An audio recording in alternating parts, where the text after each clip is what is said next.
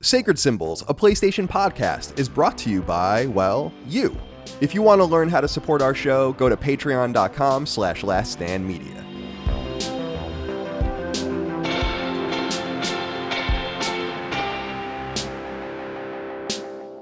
Greetings and salutations. Welcome back to Sacred Symbols, a PlayStation podcast. This is episode number 298. My name is Colin Moriarty. That's actually my name, Moriarty. I don't know why I just said I'm joined by only one of my sons today, Dustin Furman, his producer. How are you today, my friend? Good to see you. I'm doing okay. I feel like I'm at risk for more of a head injury than I already have. I've had two recent instances, Colin. My head is the target. Posted on Twitter about this a few weeks ago.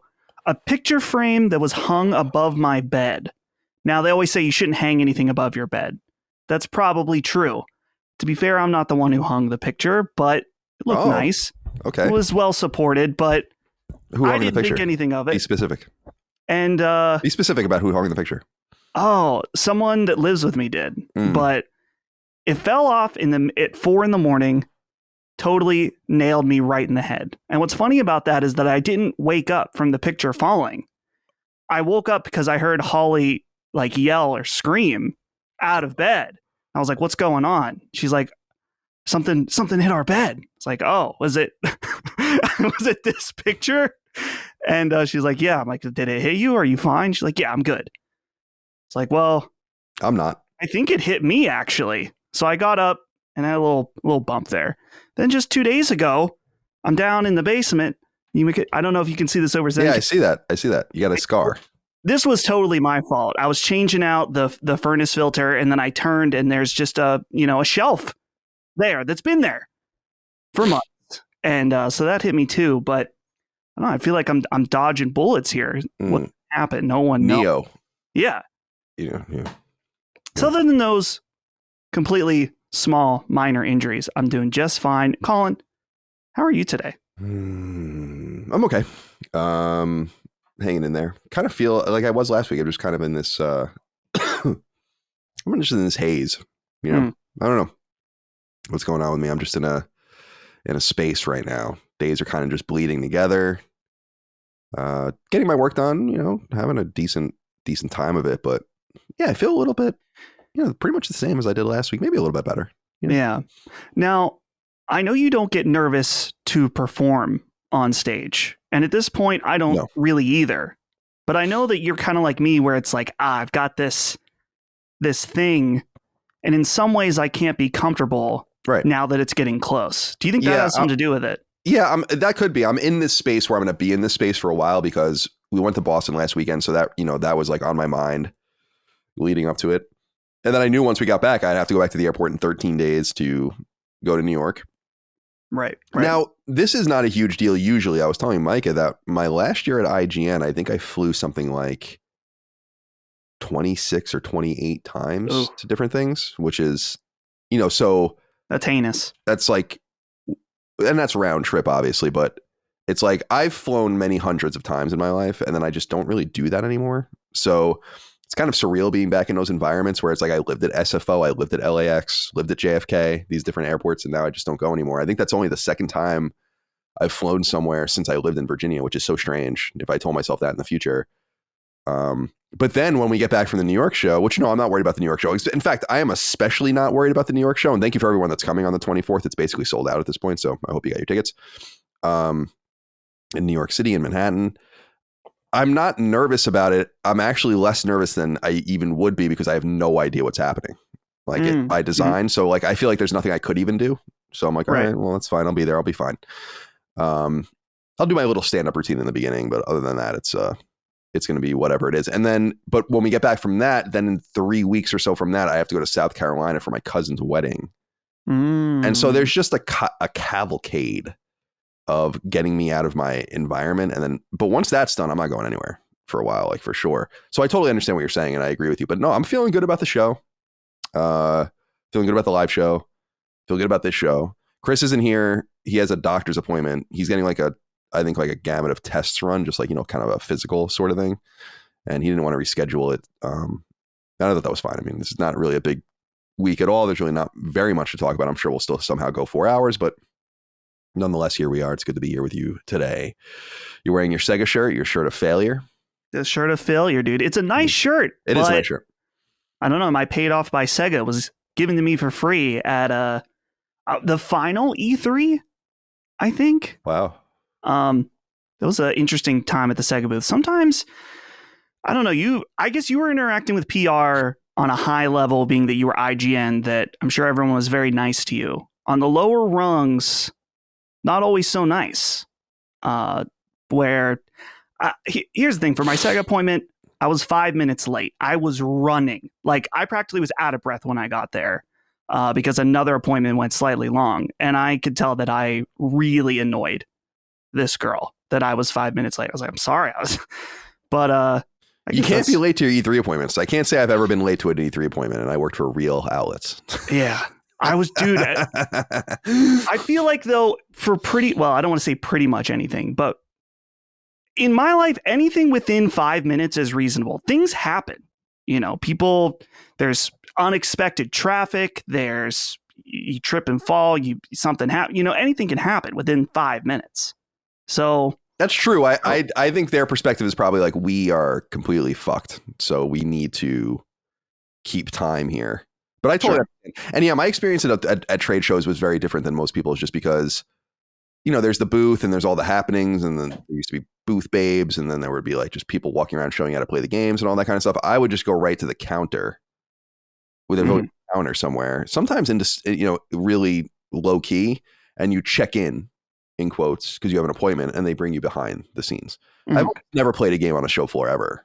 And I couldn't imagine doing that. Like at E3, it's like, what?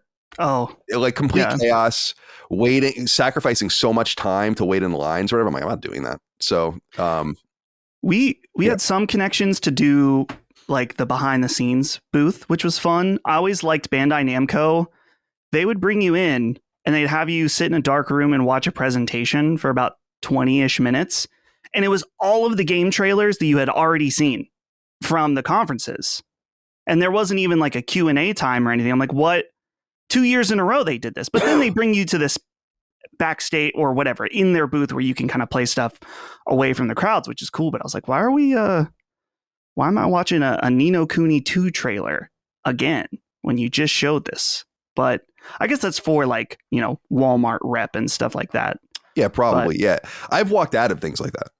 Like, not to be a dickhead, but it's like, I've seen where you check into an appointment. It's kind of, so give everyone a little bit of an insight into at least how it used to work. I don't know if it still does. At IGN, it would be one person's job, and it would rotate. It was my job sometimes, and sometimes it was other people's jobs, to get in touch with every PR person that you could possibly imagine that might be at a show and make the schedule for the whole team. Ooh. So your job for like a long time would be like, here's all the companies that are announced that they're going to be there. You're also going to reach out to all these companies to see if they're going to be there. And then you're going to get in touch with all their PR people, keep track of all of it, see what games are going to be there, and then get us scheduled. And then you would collate these schedules and then give them to everyone. And so you would often not, this is how my Castlevania blacklist thing happened, because Keza, my old colleague Keza McDonald, she made the schedules for Gamescom that year, and they thought they were seeing her, but they were seeing me. And that would often happen. And then so you'd kind of collate this list, see where everyone was, if they're in like West Hall or North Hall or whatever they're supposed to be, so everything works.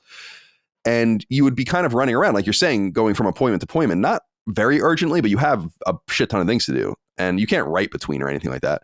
And so there would be times where I'd go and they'd be like, oh, hey, Colin, be like a PR person I know, be like, all right, so like, what is this that you're showing me? They're like, oh, we're going to show you the trailer and then we're going to do something. I don't have time for this. I'm going to leave. Like, if you have nothing to show me, if it's not hands-on, if I don't have an interview, it's like, no offense, bye. Yeah. And so that's the kind of stuff I used to do on the other side of it. But man, I was saying last week or 2 weeks ago, Dustin, that I'm so happy to have a show like this where we can just play whatever we want at a leisurely pace. And I mean that. And another thing I'm appreciative of is I never have to do another one of those ever again. Like this, it's not the way you're supposed to absorb games. Here's this game, and here's this game, and here's this game, and here's this game, and here's this game, and this game, and this game, and this game, and this, and it's like, what the fuck do you want me to do? And it's like, you're supposed to be excited, right? And it's like, yeah, okay. After a while, I have no idea. I don't know how the hell I did some of the shit. I saw recently people bitching, no offense to them, but it's like, the old Gamers Network, GAMURS. That's where like Second Wind comes from, and they're great, obviously. Yeah. But people in there were bitching about like, I have to write 10 stories a week. It's like, what the fuck do you do all day? 10 stories a week? Dude, I could write 10 stories at IGN a day. Easy. When we were at E3, we were writing 8, 10, 12 previews, not stories, a day. These people are weak. Weak. We always found no wonder it funny. half your shit fails. What? When we were at PAX and we were a really small site, is we were not 10 articles a day per person on a much smaller scale, but we were always posting stuff during the show, like posting articles, posting videos, Vital. all kinds of stuff. A lot of smaller sites didn't do that.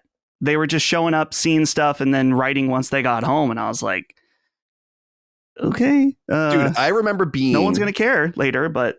People can look this up. I think I brought this up in the past. It's just such a funny memory to me because everyone looked at me like I was crazy. It was at this E3, or was at this Sony offsite event. It had nothing to do with E3. It was in Santa Monica, though, on the beach. It was actually near where I used to live. It was strange because this happened in reverse. I went there first, and then when I lived there, I was like, oh shit, this is where this happened. So there's this hotel right on the beach, and they're showing us a bunch of games.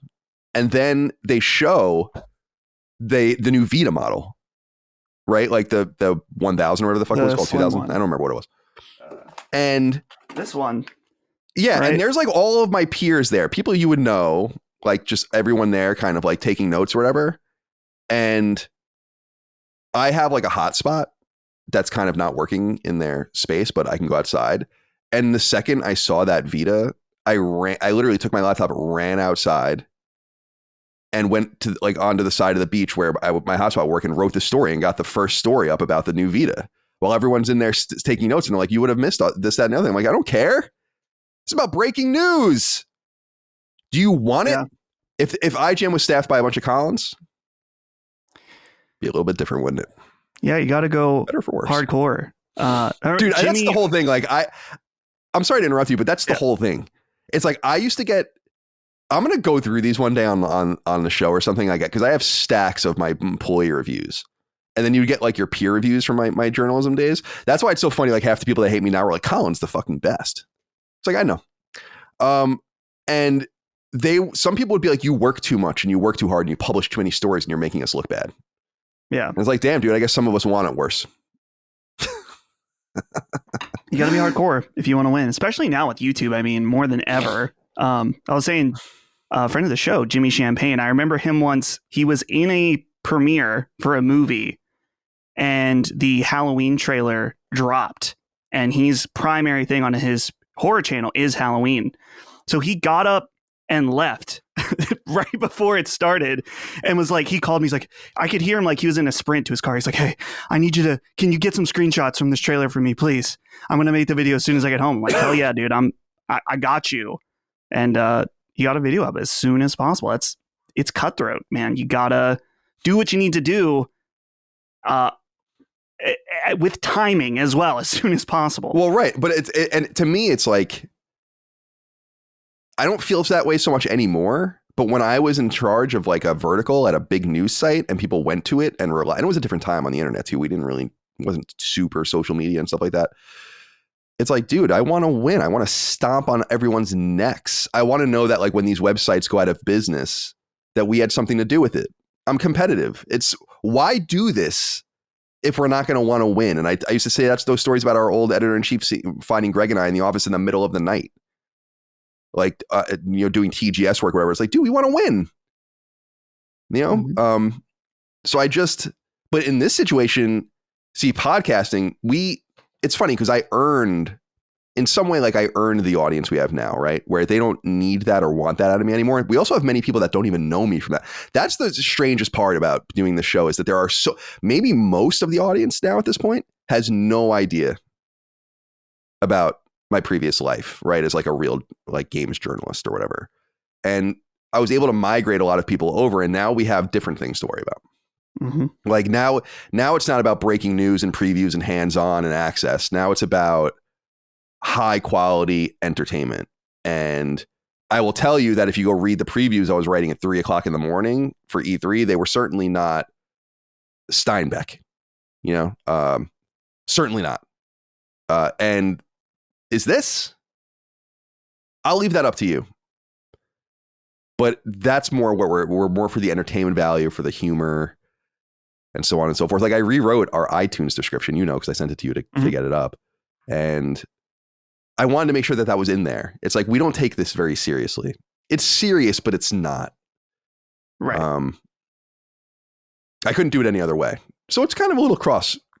It's kind of nice not having Chris here, isn't it? Because you and I can just talk back and forth like this. We can just, it is, the dynamics are always different. It's a different feeling. I mean, let's not invite it back. Let's just say he's out. He's out. Episode 300, Chris fired. Whoa. All right. Okay. Oh, by the way, weird coincidence. See this? I'm pointing up here. These? Yeah. Oh, the slime boys. Yeah. So that's from a calendar I got, a Japanese calendar that Micah got me. And I'm cutting them out as the months go by. However, it was very weird because I did this for the first time last week, right? We we record. Hours later, Akira Toriyama dies. I was just like, that's so strange because it seems like I would have done this in ode to him or something, or like some sort of wink and a nod, but it was actually done before. And that is what makes it weirder, because ultimately I want to have them all wrapped around, because there's going to be at least 12 of them, Yeah. So RIP in peace, Akira Toriyama. Yeah, we were talking about Akira Toriyama on Punching Up, and I had mentioned that I had never played Chrono Trigger. Someone left a comment that brilliantly put it, that it looked like Gene's face when I said that. It looked like I insulted his entire bloodline, that I had never played Chrono Trigger. So yeah, that is crazy. I have it installed now on my Steam Deck, and I heard the PC port is very good. So once Rebirth is done, perfect time. Here's the thing about Chrono Trigger. Yeah. Overrated? Yes. Oh. Yes, very much. But great? I mean, manifestly. We were all obsessed with that game when it came out. Yeah. I was but a young boy. I was 12, I think, when it came out. And it's funny because I was already a Dragon Ball fan at that point. Dagan was a Dragon Ball fan for years. I was a Dragon Quest fan, and I had a bunch of the manga and stuff like that because Dagan would buy it for me. And we used to watch the anime. And I think it was when Chrono Trigger came, then I was like, wait a minute. That's him. These all look the same. Like, it wasn't, we didn't have I guess we actually did have the internet very early on, like 95, 96, but we didn't really know to look. We didn't know what, like, it was only then that I was like, oh, it's the same person drawing all of this. Okay. That's interesting. It reminds me a little bit, Micah's playing Overlord, Unicorn Overlord, or whatever the hell it's called. Right. Yeah. Vanillaware. Unicorn Overlord. That's it. George Kamatani. And I was saying to her, because she's not as into the games. I used to be a huge Vanillaware fan. And I was telling her, I'm like, you got to play Muramasa. You got to play Odin. You got to play Dragon's Crown. But she was, I was like, oh, it's like, you're in George Kamatani's world or whatever. And she's like, what's that? And I'm like, it's the dude that draws all their stuff, so it looks exactly the same, like I kind of dig it, like there's subtle differences that kind of differentiate them, but not really. And so, like, you could see a slime in Dragon Ball. Oh yeah. And you could see Frieza in Chrono Trigger, and you could see Frog in Dragon Quest. Am I right or am I wrong? No, it's like it's like a universe, but not really, because those games didn't really cross over at all. But I mean, shared vision between them. I think I saw a quote that Akira Toriyama was really excited to work on Chrono Trigger because with Dragon Quest for so long, he wasn't able to flex like more of his machine based or vehicles and stuff like that, where he could in Dragon Ball, but he wanted to bring that to a game, and so Chrono Trigger was the outlet for that. But yeah, Chrono Trigger is interesting because I'm surprised Square, it's like they're saving it. They're saving it for a real bad day when they need. It's kind of special to a lot of people too. You don't want to fuck with it too badly. Like They did I don't know if they still were scared off about this, but in the Square Soft era, they released Chrono Trigger as part of a collection on PS1, and it was horrible. I mean, it might be like one of the worst ports I've ever played of a game ever. And I don't know if that like sticks in their craw or they remember that. It's very similar to Nintendo being scared of the Mario movie in 91 for like 30 years. Yeah. Like you just don't recover. So I don't know if that has something to do with it. It could be saving it for a rainy day. My assumption is that there might be some interesting rights issues. And also you kind of want to have everyone on board. This is what we go on with Bloodborne, where it's like Squaresoft at the time was the publisher and the owner of the game, but who knows like what kind of rules are in the documentation to get that. Remember, this is a vital part of the Toriyama story, in my opinion, is that what's the difference between Dragon Quest and Chrono Trigger, Dustin, in the 90s? Think about it. What's the difference? Like, what's a fundamental differentiator between those two games, like Dragon Quest and Chrono Trigger? They were made by arch rivals. It wasn't Square Enix. It was Enix, right. And then it was Squaresoft. And the big ball energy, those two companies hated each other. Yeah. They came together because they felt like they had to. In fact, I think Square was the company that was dissolved during the, people can look that up, but I think Enix is the company that exists today. When they, in the early 2000s, when they came together, but they were arch rivals. Imagine having the fucking capacity to be like, oh, I'm going to go work for them now for a little while. And then I'm going to come back and we'll do Dragon Quest. At that time, it would have been like Dragon Quest 6, you know? I just think that's so interesting. I just think I personally find that fascinating. Because that's not really the way Japanese game culture worked then at all. So, I mean, like, not at all. So I would love to know more about that too, because there's something interesting there. And obviously it's like, he's not an employee. He's like a mono or someone where it's like, no, I kind of do whatever I want. And so it's obviously up to him, but you would think you would destroy your relationships. And yet he had big ball energy, you know? Oh yeah. Big onions, hanging them. And I'm not going to say I'm like torn up that he's deceased, because I love Dragon Quest. Mm-hmm. And I was sad when I saw him die. I tweeted out a picture of a slime, which I almost never tweet, but it wasn't like I was crying or anything like that. But it was one of those things where I was like, oh shit. Oh yeah. You know? Wow. That's, like I told you, I listened to this podcast around the NFL. I love the podcast, and one of their members died a couple of years ago. They've been together for 12 years. And I cried when he died. Like, cried. Wasn't so much this, because I didn't feel like I knew Akira Toriyama, but it can't be understated. I'm sorry, it can't be overstated. I was watching his stuff before it was mainstream because of Dagon. So it's been a long time. For a lot of Western people, Chrono Trigger was the first time that they ever really, because they weren't playing Dragon Quest, and DBZ wasn't really a thing here, you know, then. You had to import it, you know. Now it was for Dagon, but it wasn't for, because Dagon was paying $30 for random videotapes in a Holiday Inn, you know. That's unbelievable. Dagon was making like, we're talking about like 1992 or something. 1991, like he was making like what, $3 or $4 an hour. It's like when I remember him going to New York City and buying Street Fighter 2 on SNES, and it was like $90. It's like, that's everything we had. And that was $90 then. Pretty crazy. You guys have it so good right now with video game pricing. And that's a good segue into Sacred Symbols Plus, our weekly supplemental podcast that we do once a week over on Patreon, patreon.com/lastdaymedia. Of course, you could support us over there to get early ad-free access to this show and all of our shows as well. But I wanted to bring that segue up because I just recorded an episode 2 hours long. It'll go live on Saturday, the day after this goes live on Patreon, with Jez Corden of Windows Central and the Xbox 2 podcast. I really like Jez. I think he's very knowledgeable, very interesting. He's balanced in the sense that I'm balanced, where it's like he's got a little bit of the fanboy in him, right? And so do I. I got just a little bit of it.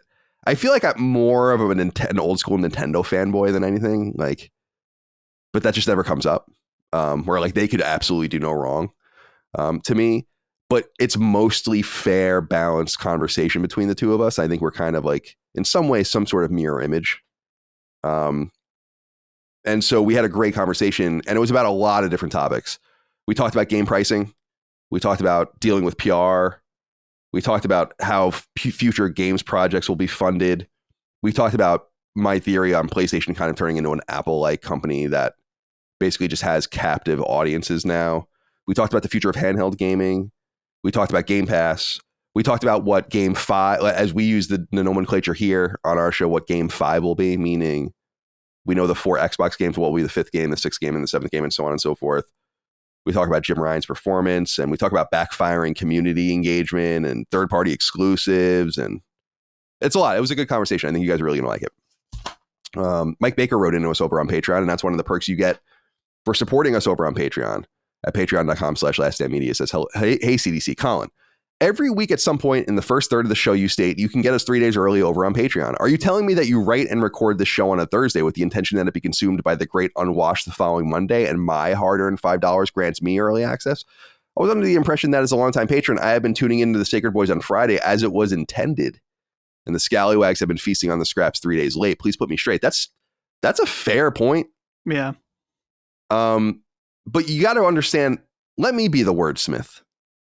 Is it more captivating to an audience to say, you guys get to get 3 days, you get it 3 days late? Or is it more captivating to say, get it 3 days early? In other words, make it active. Right. Don't put it on to the audience, but give them an activity to pursue. Yeah. So I appreciate, Mike, you're right in the main. You're paying for the people that are not paying for it, get it late. But let's focus on the positive. That's what we always do on the show, isn't it? Oh, absolutely. Yeah. I look at it as early access feels a lot more VIP than getting it on time and everyone else late. We're letting you know we're welcoming you into the home early, and not everyone gets that. So I like it saying early access personally. I think that feels way better, but to each their own, I guess. I got to go get my water. I don't know what happened to my water. Got to get your it's water. It's in my bedroom, so just entertain. It'll be 10 seconds, 15 seconds maybe.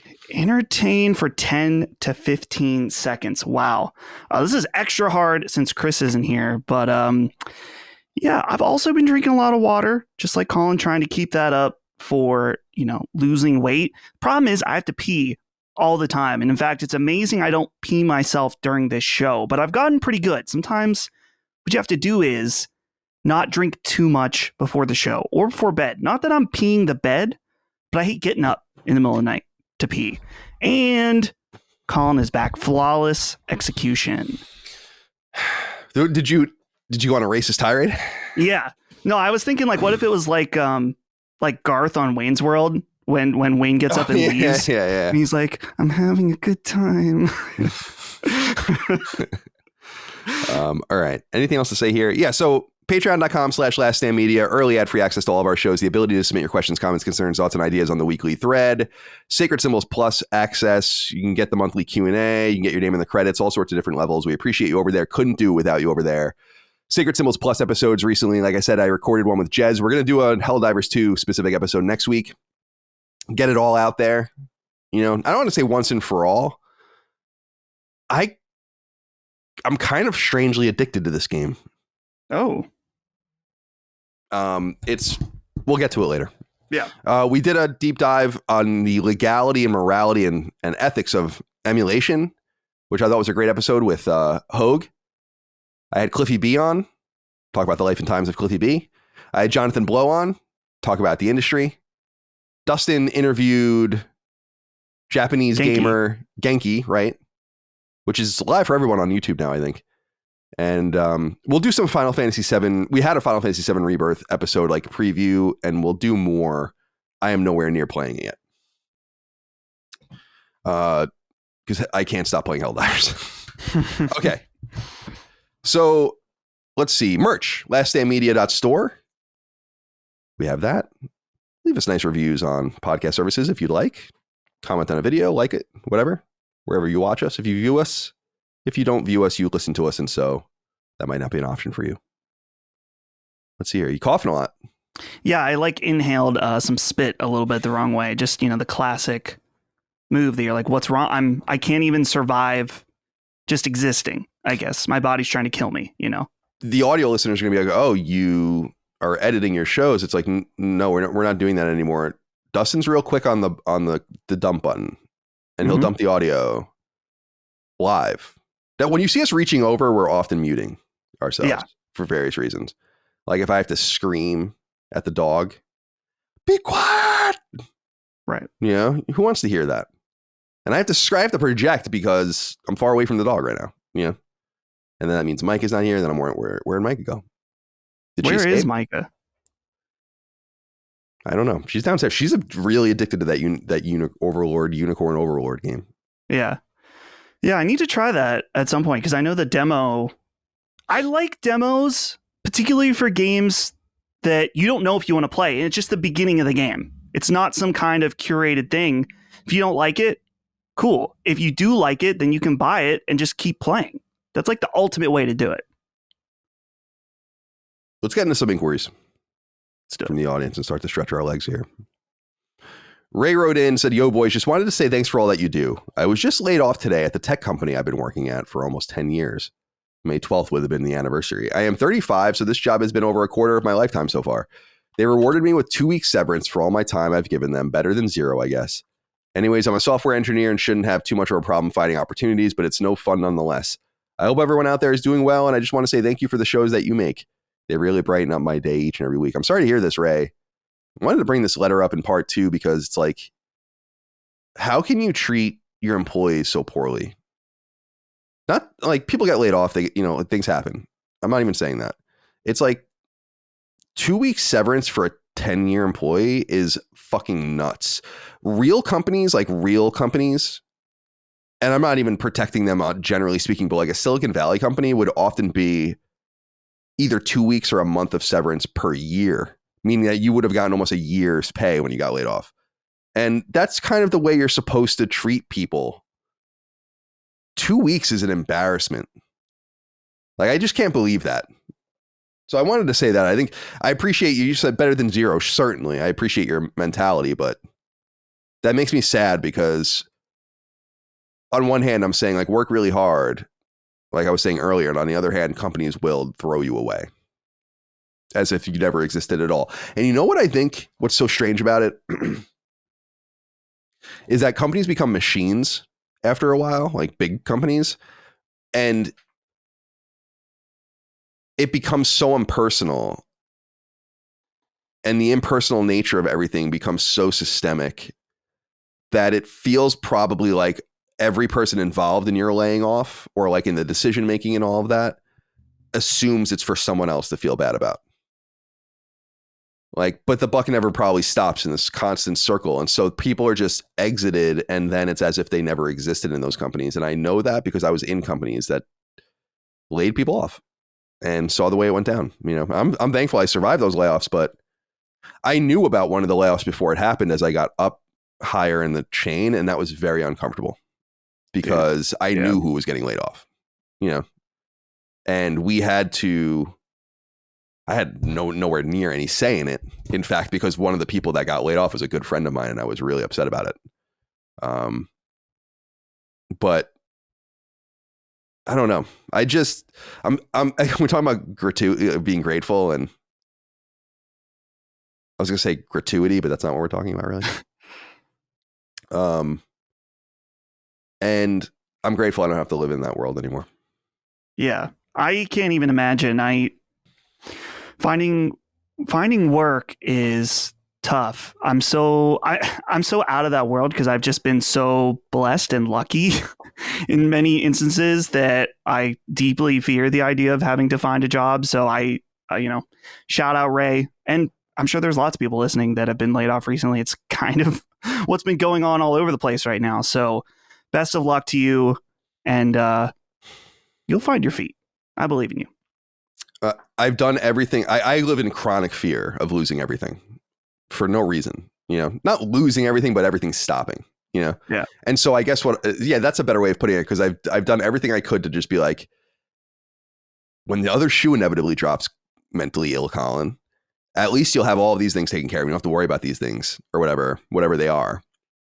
And my whole life is basically in hawk to checking those boxes, you know? Meanwhile, you don't really live in the moment, or at least I don't at all live in the moment. Because I'm always worried about shit. And so it's I'm grateful too to not to just I don't know. I just don't understand how. I just don't understand how you employ a person and then say like you're fired. Here's 2 weeks pay. Bye. After 10 years, that's just inhuman. It's fucking weird. Good luck, Ray. Levi Gilbert wrote in. Said, hey, Sacred Crew. Recently, my employer has started requiring more in-office attendance. The person who sits on the other side of my cubicle's wall is named Anthony. I knew he grew up in New York, so this week I decided to tell him that every time I see him, I think of the lyric, Anthony works at the grocery store from Billy Joel's Moving Out. Anthony's song. Anthony works at the grocery store. I love that. That's actually, dude, that's my favorite Billy Joel song. Dude, Billy Joel, blind spot for me. I don't almost know next to it. Other than like the big hits. Yeah. Of course. Billy Joel is the most iconic Long Islander ever. Like by a mile. Yeah. He told me that it is extra fitting because of one of his early jobs was at a grocery store, and he also casually used the phrase pride of Long Island to describe Billy Joel and himself. In that moment, I immediately told him that Colin Moriarty was the pride of Long Island, and he said that's where he got the phrase. We quickly learned that we both had been listening to Colin since the Beyond days, and for the first time ever, I had discovered someone out in the wild who also listens to Last Stand podcast. Cheers from 2 listeners in Central Arkansas, and keep up the good work, gents. Central Arkansas. Do you guys work at Walmart? Very interesting. Walmart, corporate, of course. Nothing wrong with working at a normal Walmart. People would be like, "What? Why do you think they work at a Walmart? Because they're in Central Arkansas? Because it's the South." Calm down, Levi. That's a great story, and really a good choice from Moving Out is such a. Mama Leone left a note on the door. Oh my God, that song fucking rules. And you know what's funny about this? And I think I brought this up in the past in a different context, Dustin, is when I was a kid and I was learning how to play drums, and I had this drum teacher, and he was like this metal dude and like really into rock, but he was obsessed with Billy Joel because a lot of people are obsessed with Billy Joel on Long Island. He's singing often about Long Island, and he's from Long Island, and he plays on Long Island all the time. Like, you know, and he still lives there.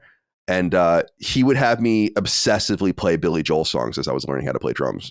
And so I was exposed to like so much Billy Joel because it's just his drummer. What's his drummer's name?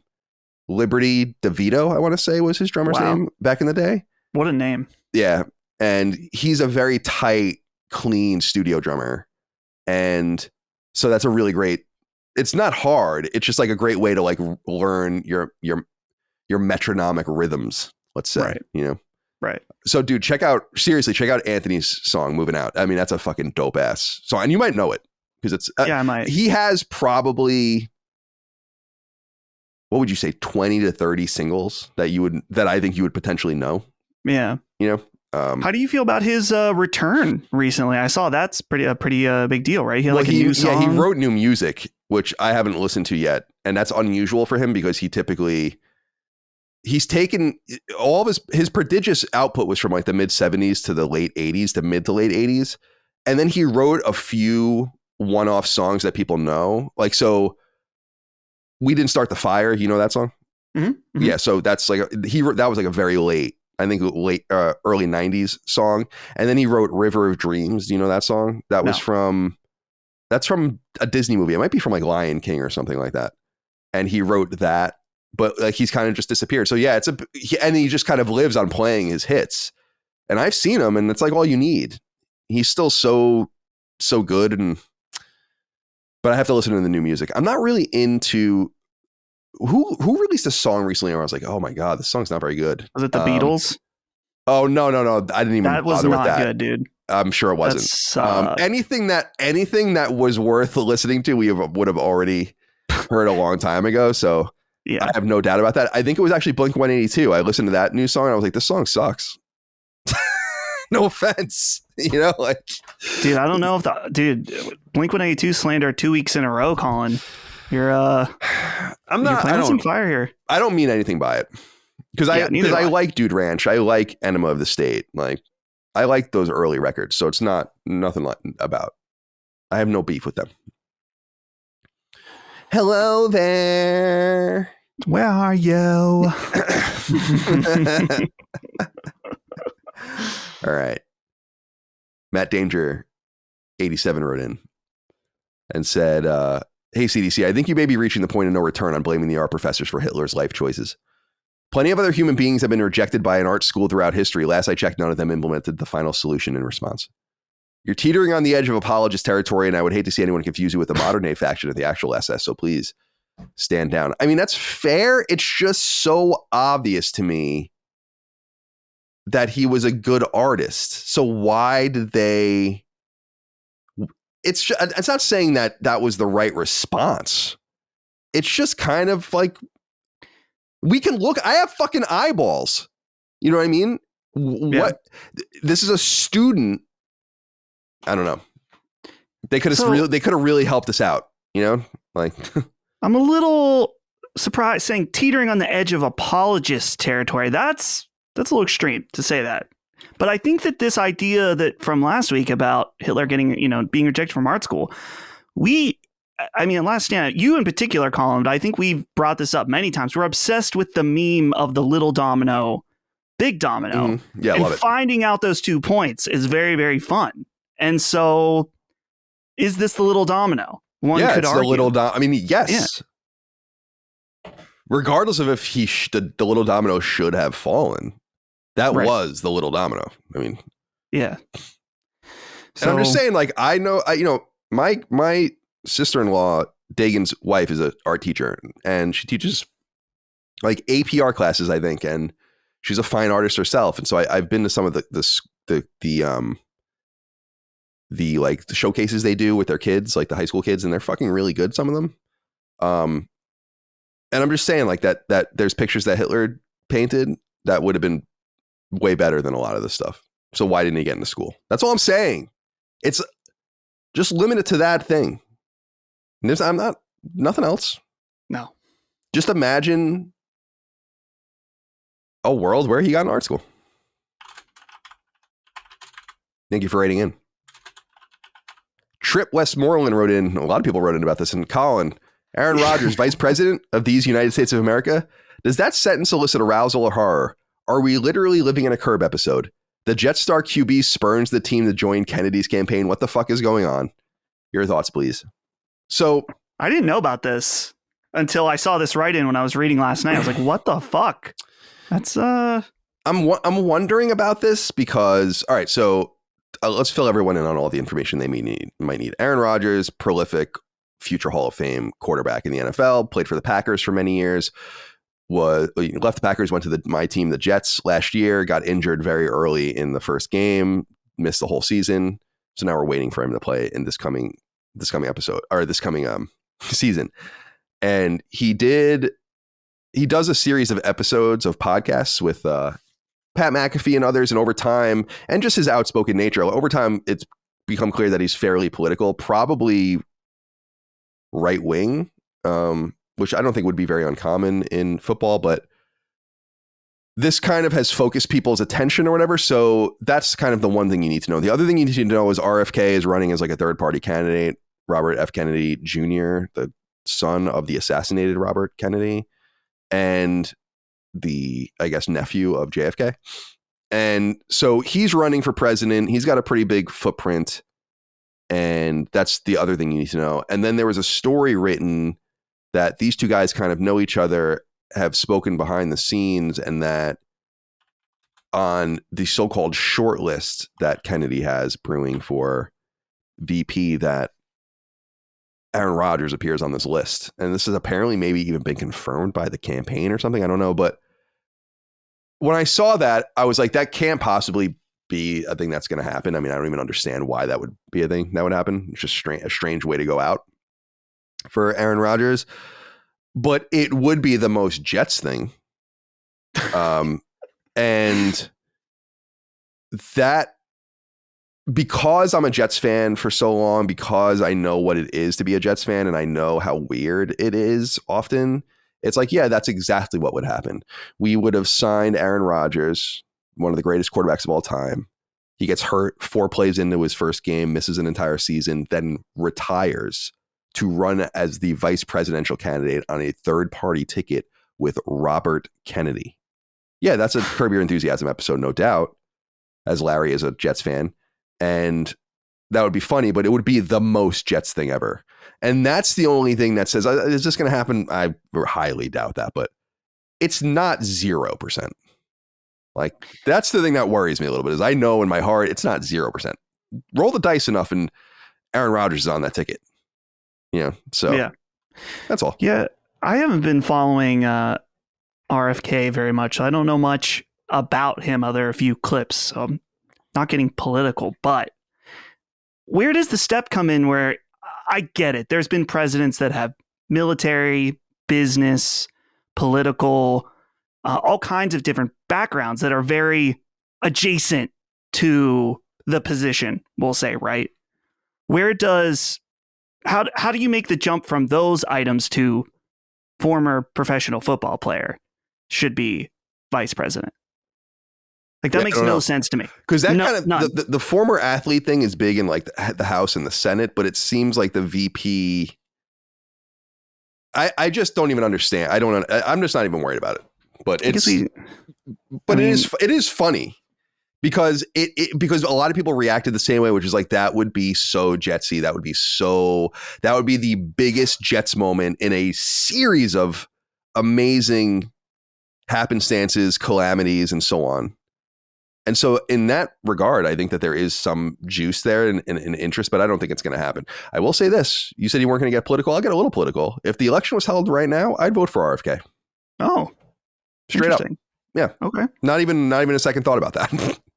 Like, I have to see how things all settle and like who's running and what's happening. But if you're like, you're getting in the car right now and going to vote, I'd be like, I guess I'm voting for RFK. Yeah. Dude, I remember in the last election with Gary Johnson, he was a big like pothead and weed advocate. And do you remember there was that clip when someone's like, and how marijuana can cause heart attacks? And he went, ugh, and then fell and pretended to have a heart attack during the interview. It's an all-time great moment. In politics. I voted for him. I supported him. I gave him money, actually. And he melted down. I don't know if you remember, like in the last few weeks, it was probably one of the worst October executions of a presidential campaign ever. And he had that thing on MSNBC with the weird faces. It was like Cassie Hunt or whatever. And I was like, there's what is Aleppo moment. Yeah. Oh yeah. Like what? Yeah. It's like, it's not great. Yeah. All right. And what's funny about him is I think he's just kind of like disappeared. He's just kind of like, I'm done. And he's just doing whatever, mountain biking, or whatever the fuck it is he does. All right. Trip, thank you for writing in. And all of you that wrote in about Aaron Rodgers, I saw it.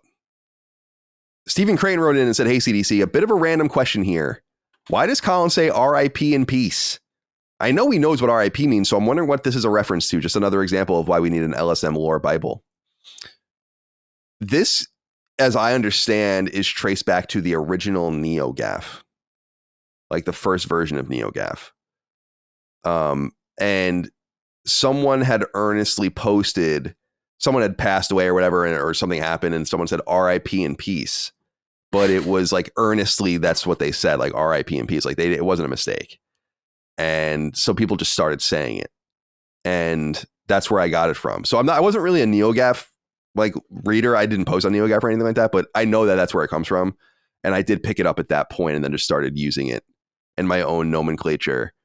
And there are certain things from that original NeoGAF that are really funny that did come from that original NeoGAF. One of the great memes, I don't know if you remember this one. Maybe you can put it on the screen if you want to find it or whatever. But it's the Wii U tablet looking out of a window onto like a rainy scene. So like you see the it's like a window with like a rainy scene outside, and then it's a reflection of the Wii U looking at itself in the window, and it's just so perfect. I'll find it for you. Okay, yeah, if you can find it. I'm trying to find it now, and I'm not able to. But yeah, Wii U window meme. Yeah, I found it. Oh yeah, okay, I found it now. Yeah, that's like it's like looking out the window. Yeah, that comes from that era of NeoGAF, and that's one of my favorite. I fucking love that meme so much. I just think that meme is it's so stupid. It's so stupid. Just like the Wii U. All right, Steven, I hope that answers your question. Matt the Outlaw says, why are goth girls either real hot or real ugly? I think this is a great question. Fantastic question. My opinion on this is that it's because you're flying really close to the sun. Those were going to be my exact words, Colin. We are totally in sync on this. Yeah. It's a risky move because you can either be the hottest or you can be nothing. You risk it all. Right. Like think of the vampires, for instance, in Castlevania, like how sexualized they are and how sexy almost they are, right? Like, but some of them aren't. They're all like the sisters, right? Or whatever. It's like there's like some, I think they're in season 3 or season 4. It's like there's some separation where you go just a little too close to the sun or a little too far away from it. It's kind of like the Seinfeld episode where he dates that woman who looks horrible in certain light. Right? Do you know that episode? No, I don't. Oh yeah, there's like like he's basically, it's a wonderful episode. They all are, but he's dating this woman and sometimes she's like beautiful and then he like looks over at her and it's just she looks horrible. And like you should check it out because it must have been so funny to film it because they obviously had to fuck with the light and give her like crazy makeup. And so I think it's just that because it is true. Like I never really saw it said, Matt the Outlaw, I never saw it said, I don't think. But when I saw it in the comments, I'm like, I copied and pasted that into the document in 2 seconds. I was like, of course. Yeah. You know, I would have really been interested to see what Chris thought of this as well, because I think he would have some interesting insight too, but it's true. And I just think that maybe Dustin and I are onto something here, which you have to be like in orbit perfectly around the theme. Right. Or you're going to crash into the fucking surface or get expelled into space. Yeah. And the Goth Girls today, they got to be careful. There's a lot less of them. So, and I guess it just adds to the risk reward of the situation where if you're a hot Goth Girl now, you're going to be one of the few out there just because there's a lot. It's not quite as popular look now. But, you know, if you're not so hot and you're one of the few out there, you're going to be sore thumbs sticking out. Yeah. So it just adds to the gamble here, Colin. But I do think that more research should be done. This is a really important topic that I think is of great interest to not just this audience, but the world. Yeah, it's a kind of a generalized thing. We should write an abstract for a scientific journal. Absolutely. Yeah. I or maybe more of like a sociology journal. Because you see this thing online where people are like, oh, I want my big titty goth girlfriend. And it's like, do you? I mean, really be careful about what you wish for and what you put into the world. Because you may want that, but you may not. No. Matt, thank you for writing in. Feeling Indigo wrote in and said, hi, Colin, at your Beyond 200 live event in 2011. A fan asked if you planned a platinum Skyrim and you answered yes. This moment was at 25 minutes and 55 seconds mark in the YouTube video in case you don't remember. Yeah, I don't remember saying that in 2011. Thank you. We are now in 2024 and you never even completed the main story. What gives? Yeah, what gives? I love this question. Yeah. Feeling Indigo, thank you for writing in. 13 years ago on Podcast Beyond 200, you're saying that I said this about platinuming Skyrim. I believe that I did. What may have happened, Feeling Indigo, since you're so fucking smart, right? What might have happened in between when I said that and when the game came out and then we got our hands on the game on PS3? What happened? Maybe it was that the game on PS3 ran at like 15 frames a second. Maybe it was that the game on PS3 loaded in like 10 minutes. The game didn't work or function. So how was I supposed to platinum it? Surely at that time, I couldn't have anticipated the PlayStation 4 nor the version on PlayStation 4 and the PlayStation 5 version. I will say this. This is something I will definitely say. I think Starfield is definitely coming to PlayStation at some point. We actually talk about this with Jez and I on Sacred Symbols Plus. And I was thinking in my head, like, would I play it? And I'm like, I really don't want to. So I think the answer is no. But I did say maybe at that point, because Fallout 4 I wasn't into. I loved Fallout 3. Fallout 4 I wasn't into. Starfield looks boring to me, but I'm happy that people like it. It's just too big. Oh, But I was thinking like maybe it's time. And I've kind of said this in the past. Like I do have to sit down. I should really sit down and play Skyrim at some point because I was really excited about it. And it was so bad on PS3, dude. It can't even be. It was just even for me, who's not a tech whore or like a performance person at all. It's like, dude, this is unplayable. And I think I wrote about it at the time. You might be able to find something out there on Google if you guys want to. But so you think you're cute, feeling Indigo. I mean, you think you're cute. How cute you are remains to be seen. Thank you for writing in. All right, let's get into some game items here. That was kind of a game item, a little bit of a lead in. There are no corrections this week. Trevor Cannon says, "Hey fellas, with the studio announcement of Giant Skull, it got me." And that's why can't I think of his name? The guy from Respawn. And God of War. It's like a Scandinavian name. I almost have. Okay, hold on. Let me just bring up this article. Stig. Oh, Stig Amundsen. Yeah. Amundsen. Yeah. That was really disappointing how long it took you to find that answer. I got to be honest. I'm sorry. It was not. I'm co-hosting and producing, Colin. Are you producing? Producing at this. Well, I am writing timestamps. Okay. I mean, all right.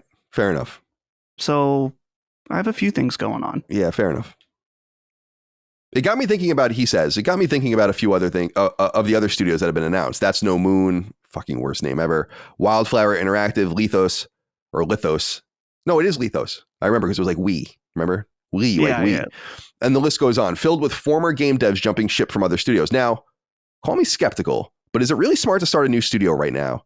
And what are the odds of actually seeing any of these games hit the market? Because let's face it, by the time these games finally see the light, we'll probably be on PlayStation 6. This is an awesome moment of clarification that you've brought up for me, Trevor, because I've been thinking about talking about this for a while, and your letter has spurred me on. You may have noticed, and Dustin, you may have even noticed as a co-host, because you don't prepare the show, so you know it's not really up to you what's on. Although you bring up once in a while something that I might have missed. And so I've stopped bringing up new studio announcements completely. Because I don't care, I guess is the answer to this. Studios are being announced, like these big studios, and you've got a press release and we have funding, and it's happening so much now. There's so much going on that I think we have, unless it's a very relevant thing. So like Neil Druckmann started a new studio, or a new studio began and works with Sony, or something like that. I say this because, and I'm not trying to be negative towards any of the individual studios we named, of which I think all of them will get their games out, but a lot of these studios that are announced are not going to get a game out. And it almost feels trivial even talking about these projects. It's like this guy from this studio and this guy from this team and the producer of this are creating this studio and this game on this engine. It's like, I don't know, man. I don't know what you want me to do with that. So the Giant Skull this Giant Skull announcement is one of those things where I'm like, I don't care. I mean, now maybe your game will be great and we'll start talking about it when we see your game. Until then, are you kind of on the same page with me on this? I just feel like we can find caveats, but other than those caveats, I find the announcement of new studios so underwhelmingly disinteresting that I'm just not including it in the, it's been basically completely cut from the show, akin to when we cut naming every single game that was announced. And thank God we did that, because it is getting so nuts there too. Yeah. That I think something like 40, I thought I read something like 30 or 40 games coming to PlayStation in the next 10 days or something like that. It's like, oh, okay, great. Goodness. Yeah, I'm in agreement. And the first, well, I think it's the first news topic. One of our news topics kind of covers that, like, just because you have a lot of credible talent behind the team doesn't necessarily mean it's going to work out. And to be clear, sometimes it probably could work out and there's awesome stuff. But I guess I'm just so much more excited about when we actually see what the game is, and then we can start to dissect the situation a little bit more. But as far as, is it a good time for people to start studios? That's a really good question when we're seeing so many financial related problems in the games industry, you know, games costing so much that I had no experience, but I would imagine that finding funding for these games when you're a brand new studio is probably pretty tough. And when you have a lot of these big name creators that come from AAA, they probably have some pretty grand scale, big ideas that it's going to be hard to get funding for. That's just my loose theory behind it. Maybe money flows easier than I think, but I kind of don't think so, based on how we're seeing all these different cancellations and, you know, studios close and stuff like that. It's just like, meh. I don't know, but what do you do though?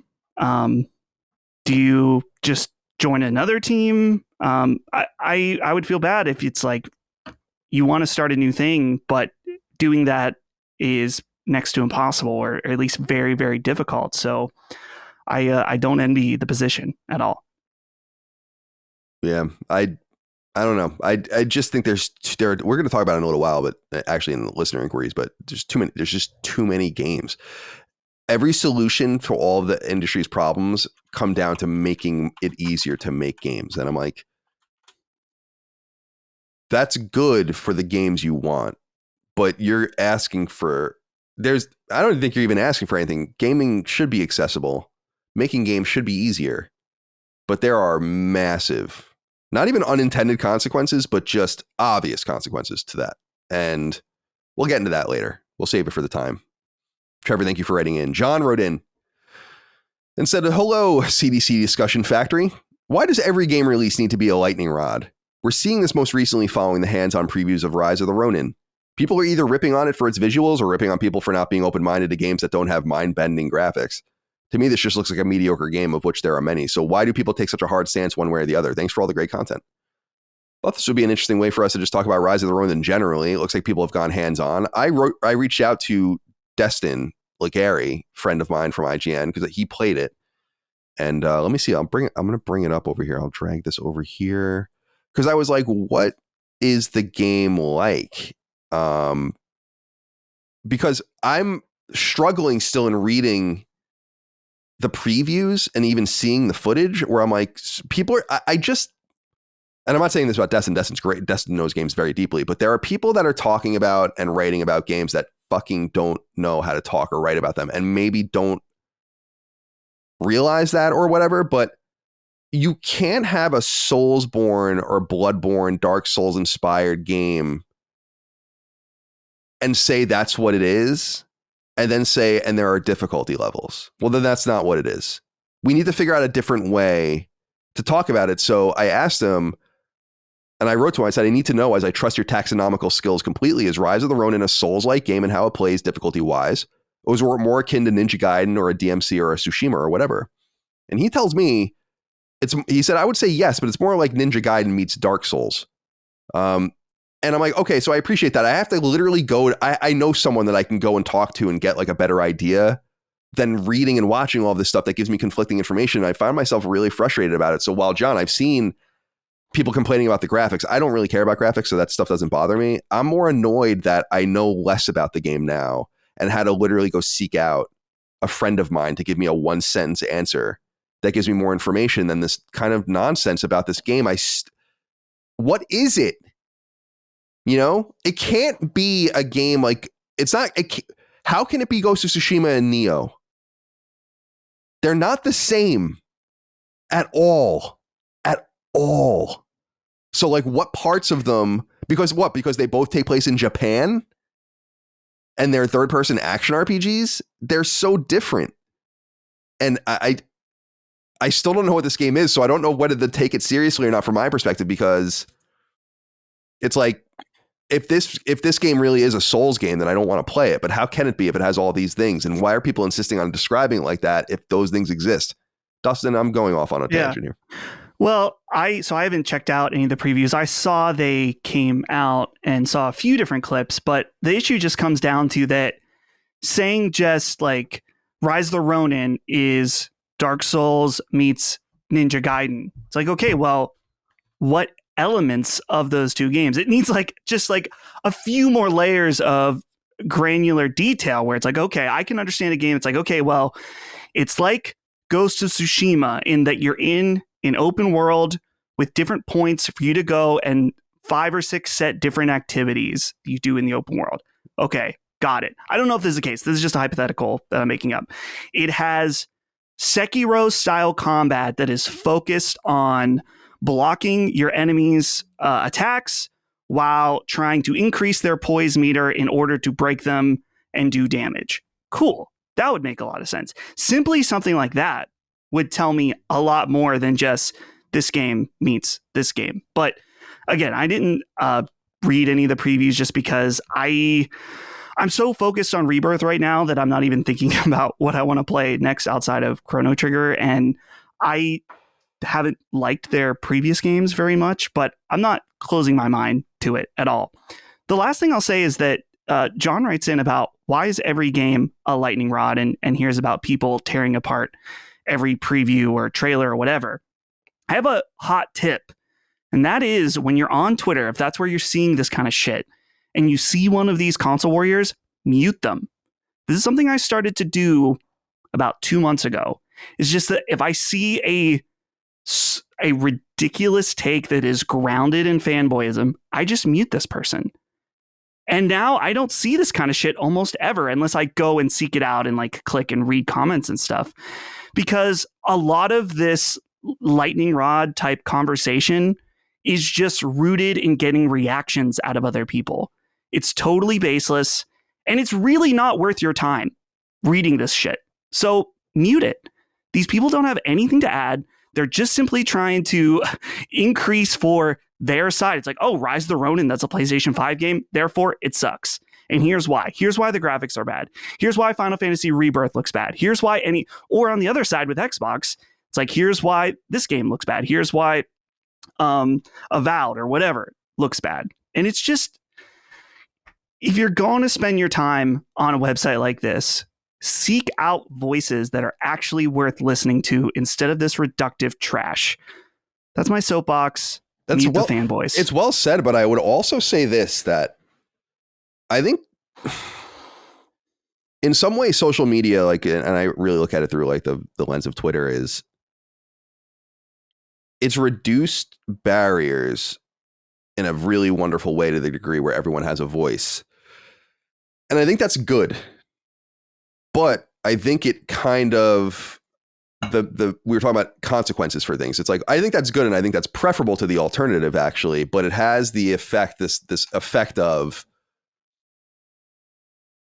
expertise or like level-headedness. It just can't really exist in that space. And so it's like, you can either have this kind of, in other words, you can have this marketplace of old Twitter, where like I had a check mark for some reason, and so it gave me like more clout and more weight, and it was a more controlled conversation with tastemakers and influencers. And then the little person has no say, right? Or, and little person in quotes, right? Like the normal user. Or the little person, normal user, has all of the power, and then there's really no place for expertise, and the experts kind of get attacked no matter what they're saying, or like the, the tastemakers, the influencers. I actually like that version of X more, because I think it's more organic and interesting. It's not so captured by an ideology, in my opinion. But it means that, I guess why I'm saying this, Dustin, is because while I appreciate your sentiment, my sentiment would be like, you just can't get any valuable gaming information on Twitter.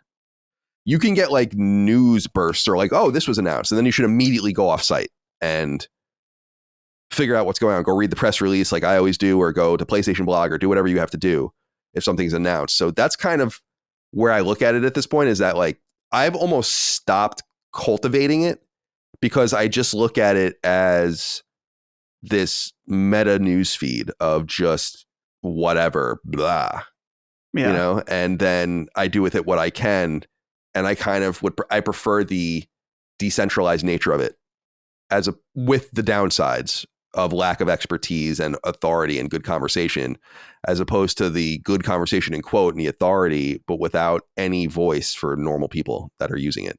I don't know if that makes sense. But. No, and I think that I agree that I think that the new way the platform operates is better overall. But if you want to get the nuanced conversations, the people that want to be analytical, it just means you have to take extra steps in order to filter out the people that are just there to try to engagement bait and simp for a giant corporation for no reason. Like, it's just take that extra step to get rid of those. And I'm not saying like filter any opinion you don't like. That's not what I mean. I just mean it's obvious when you see someone that's not talking in good faith. So why bother wasting your time, your mind share on something like that? That's what I noticed for me, is that I noticed that, and I can't think of a specific example, but I remember us talking about certain games over the past 2 years. And I noticed there was a few times that I had the impression that that people didn't like this aspect of it. And a few times people wrote to me and said, like, that's not really the case. That's just what these few morons are saying. And they shit talk all the time. And I took that feedback to heart, because I was like, well, they're kind of right in that I'm letting these takes from these grifters like seriously, and I really shouldn't, because it doesn't reflect the whole.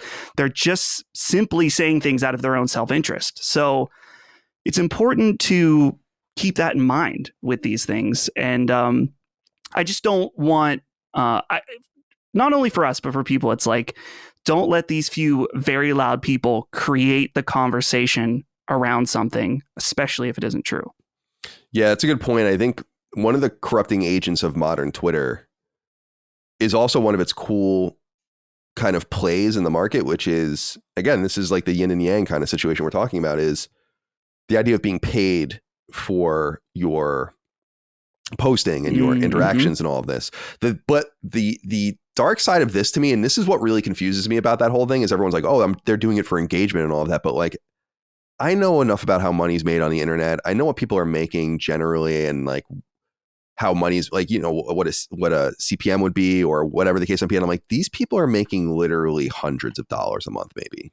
And in other words, to steal a Sean Layden quote, the juice isn't worth the squeeze. Like, what's even the point of doing this for $500 a month or something? Like, you're a major component of the corrupting influence of gaming Twitter, for instance, and you're doing it for nothing, basically.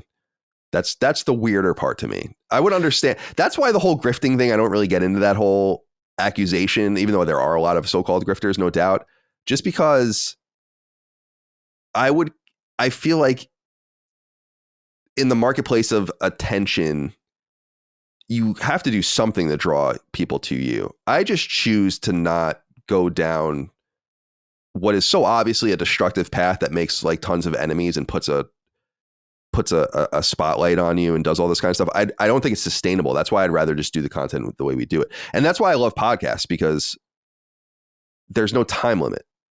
So you can, and that's kind of how, look at how we put our own podcast clips up, but how our podcast is clipped out and exposed to Twitter, and it Twitterizes it. Yeah. That's why I think it's so great to just have like an unlimited amount of time, and why I get so confused when podcasts are like, oh, we're going over. We'll save that for next time. We've been recording for an hour. It's like, it's a fucking podcast. What are you talking about? All right. Let's get into some small news items.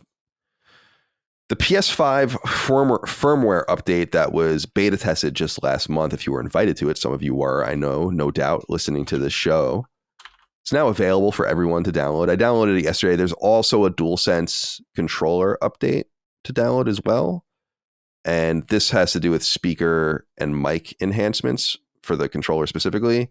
But as far as the major firmware updates we talked about last month, you can do some interesting things like adjust the brightness of the PS5 power indicator, and there are new interactions rather for share screen to make sharing your game more interactive. It's actually kind of cool. I don't want to play like this, but you can almost use it like a telestrator if you're watching Madden drawn all over the fucking screen. It's kind of cool. I dig that. So anyway, I think it is mandatory, and you should go download it now if you haven't already. It stopped me from helldiving for a few minutes yesterday, and I wasn't pleased. Yeah, I watched Mystic Ryan's video about the update, which he goes through and lays out some of this stuff, and it does appear to make the speaker significantly louder in the controller. And I guess great if you want that, but the last few nights I'm playing Rebirth, you get like Chadley will call you. Oh no. and it goes through the speaker, and it's so it was already so loud. And you can't shut it. You can't make it go to the TV. I hate when games force you to use the mic or force you to use the speaker on the DualSense. It's annoying. It's one of those, I think I had it just go through the TV, but there was something else that didn't go through. It was like all or nothing.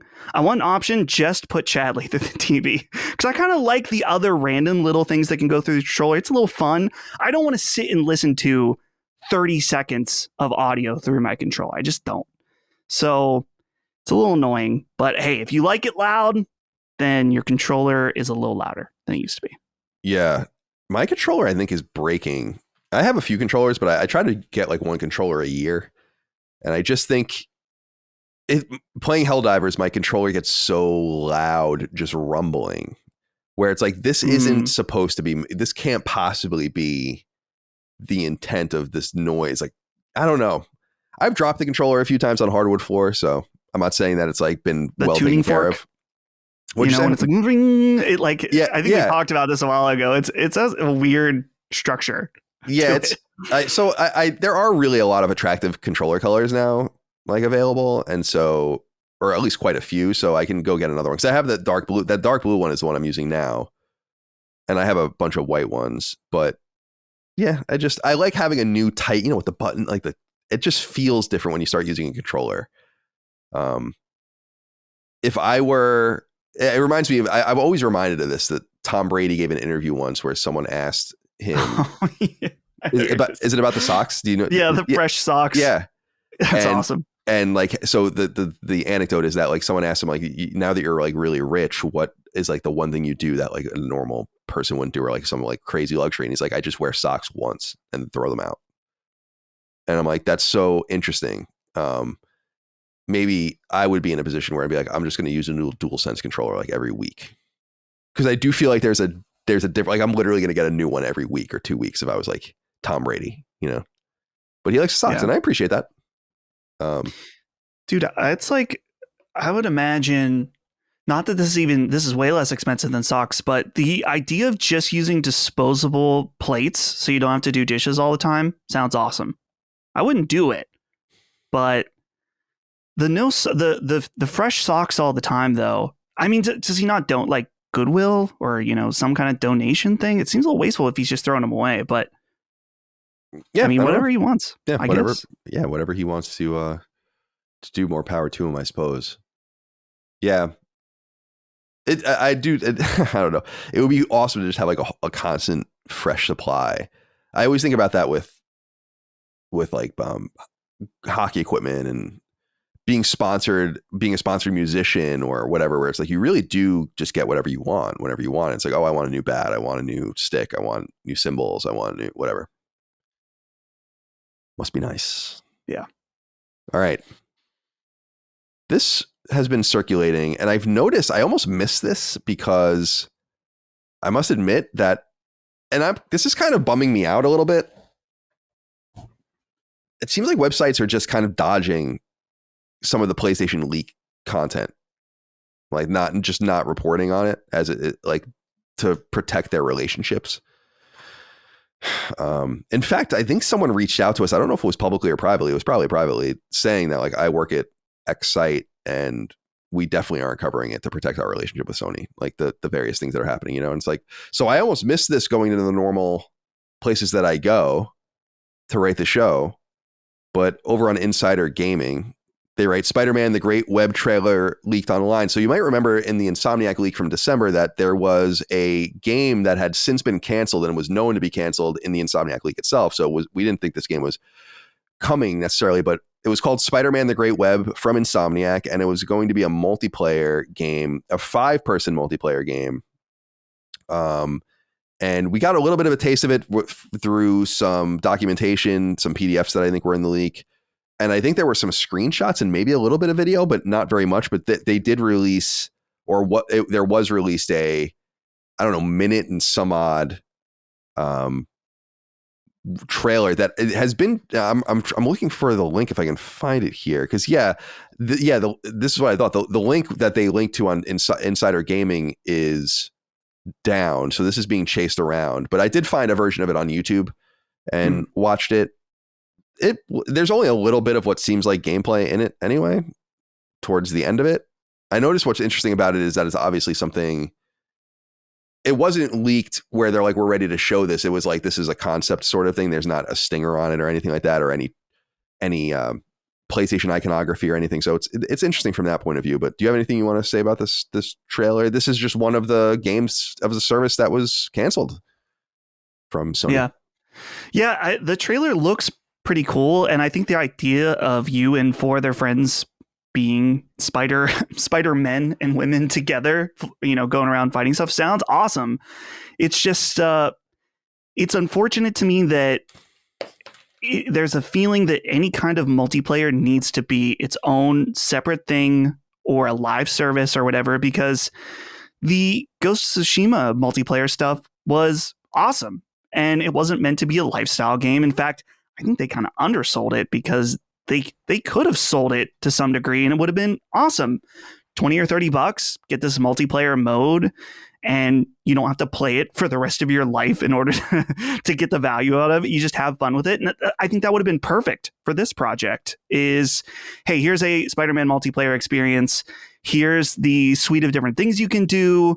And we're going to update it for 6 to 8 months. And that's it. It's just a nice little project. But again, maybe that would be a situation. You brought up the juice not being worth the squeeze, where if you're going to invest your time in multiplayer, why wouldn't you do live service? And I get that, but it doesn't make me not want smaller multiplayer experiences still very badly.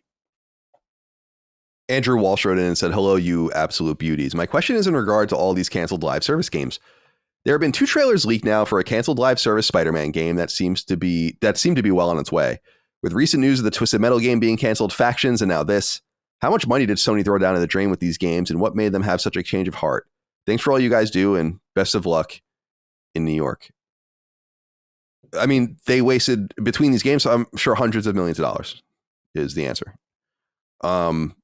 Because it would be, Twisted Metal, between Twisted Metal, Factions, and this alone, I mean, that's an enormous amount of money. And Twisted Metal seems to have been in pre-production, but it was in pre-production apparently at Lucid for a while too. So they were dumping money into getting this thing off the ground. So I think it's safe to assume that they wasted quite a bit of money on it. But I think I have to remind people of 2 things. I mean, something Dustin had said, which is like, support for a game and being there for it after it comes out, and sustaining it, because they want these forever games. And that's true. But the kind of shittier part of this is that by canceling these games and never having even really revealed them properly, and never making sure they never see the light of day or make any money out of them, is they make them they can write the cost of these down completely. Now, that doesn't mean that they get all their money back. It just means that they can reduce their taxable income as a corporation by the amount that they spent on these boondoggles, if they look at them through that. And there might be more value, or apparently the bean counters say that there is more value in doing that. This is exactly why things are disappearing. Before the Acme versus Coyote, or Coyote versus Acme movie. Yeah. That's a great example of that. Like they're erasing that. Like I don't know that I believe that no one's going to have a copy of it, but apparently it's just going to be gone. And they have to do that to ensure that there's no problems down the line for something that they wrote the loss down on. So as shitty as it is, this is the intersection again of capitalism and video games, where this is what happens. And they just greenlit too many things and realized that there was no reason to do so. And I think that it's a shame about Factions. It's less a shame about Twisted Metal. And I don't know that I care about the Spider-Man game whatsoever. So it really is going to be up to the eye of the beholder. But I think we all are generally probably going to be disappointed in something that was canceled. But they just look at the things they greenlit and their analysis of where things were going as being wrong. And I guess in some sense, people made serious mistakes, obviously, at Sony, and are probably being held to account, or have been held to account. You would assume Jim Ryan could be one of those people, if you want to read into his exit how you want. I don't really look at it quite like that, but I know a lot of people do. But it's kind of better to realize you're mistaken early, if you feel like it's a mistake, than to just put good money after bad, which is a horrible idea. Okay. Let's see what else we have going on here. Over on PlayStation blog, they posted the top downloads for PlayStation Store for February of 2024. No big surprises here, although it really does underline the success of Helldivers, as Helldivers 2 was the best-selling game of the month, even ahead of Final Fantasy VII Rebirth. Suicide Squad, at least in the US, was number 3. So this is what I was saying about that game, and I don't know exactly how it's going to pan out, because I don't think it's panning out quite the way I thought it was going to, but they're selling enough copies. I just don't think, well, I don't want to say that. They aren't selling enough copies. They sold a lot of copies of the game. I just don't think it's got any stickiness. I was looking at the Steam numbers, and it's just like, it's pretty bad. You have to imagine that they're just not going to be able to follow through with the full plan at this rate, right? Like, what is the point? Right. It's like Babylon's Fall level numbers. I mean, seriously. Yeah. It's almost unthinkable when you think about it. Do you have it? No, nothing. Yeah, well, yeah, it's bad.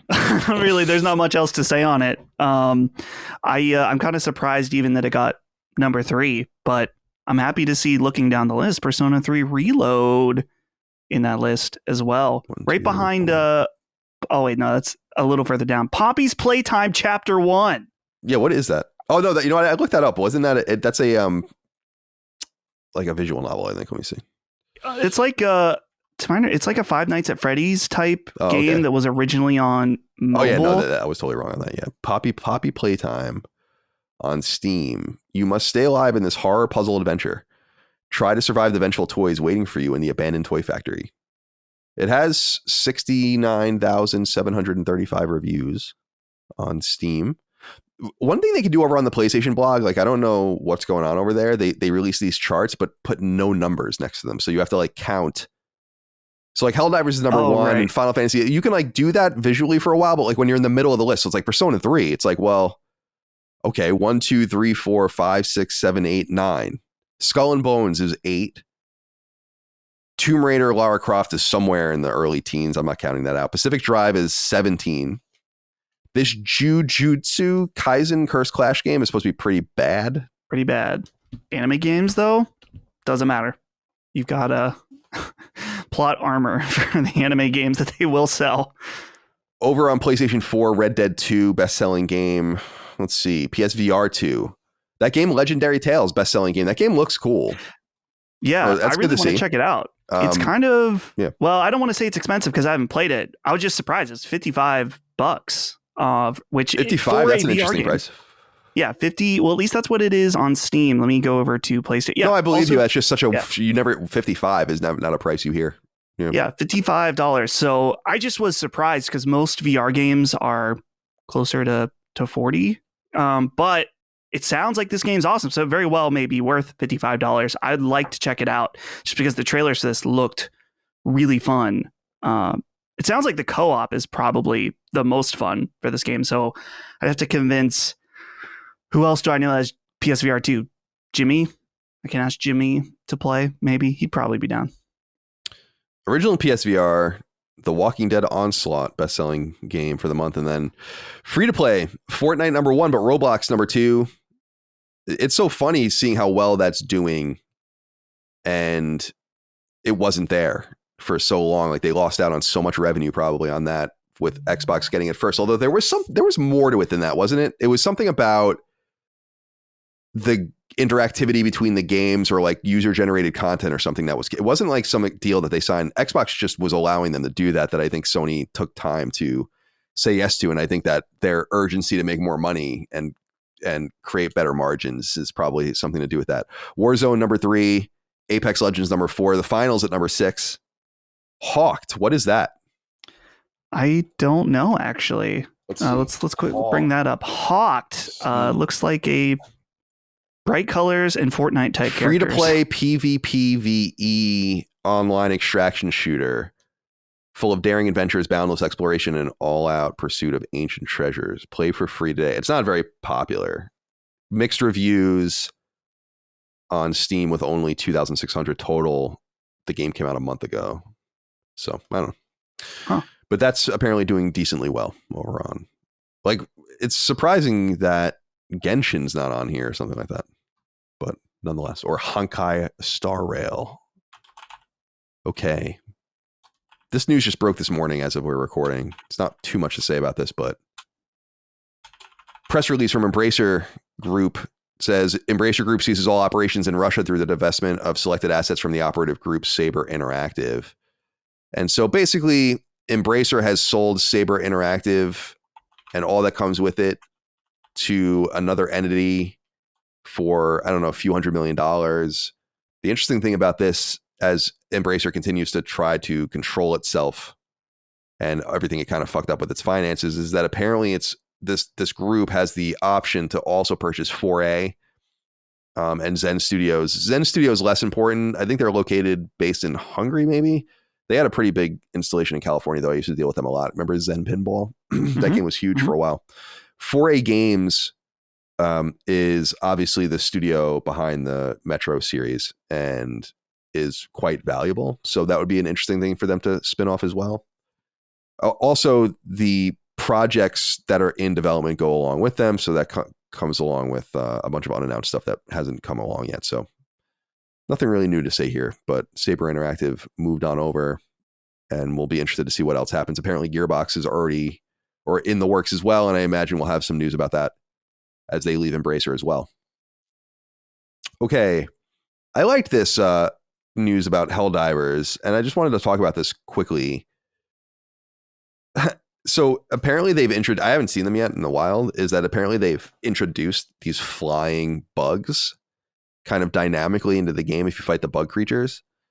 And there's videos of them and whatever, like obviously people playing the real version of the game. But what's funny about this, and this is what I wanted to kind of give them a shout out for, is that Arrowhead CEO Johan Pilestedt, who's pretty active on Twitter, he kind of plays into this. And I think this is, whether this is intentional marketing or whatever, or just him being funny, I think that it's funny that they understand. He tweeted, "I've heard rumors of flying bugs in Helldivers 2. I want to officially refute such preposterous claims. Everyone knows that bugs can't fly. And I'm not alone in thinking this." And then he tweeted, "The Ministry of Truth agrees that this is propaganda from bug sympathizers that want to brainwash good people." And they're like refusing to acknowledge that this is happening, but everything's going into the game nonetheless. And I dig that kind of guerrilla marketing, and it's funny.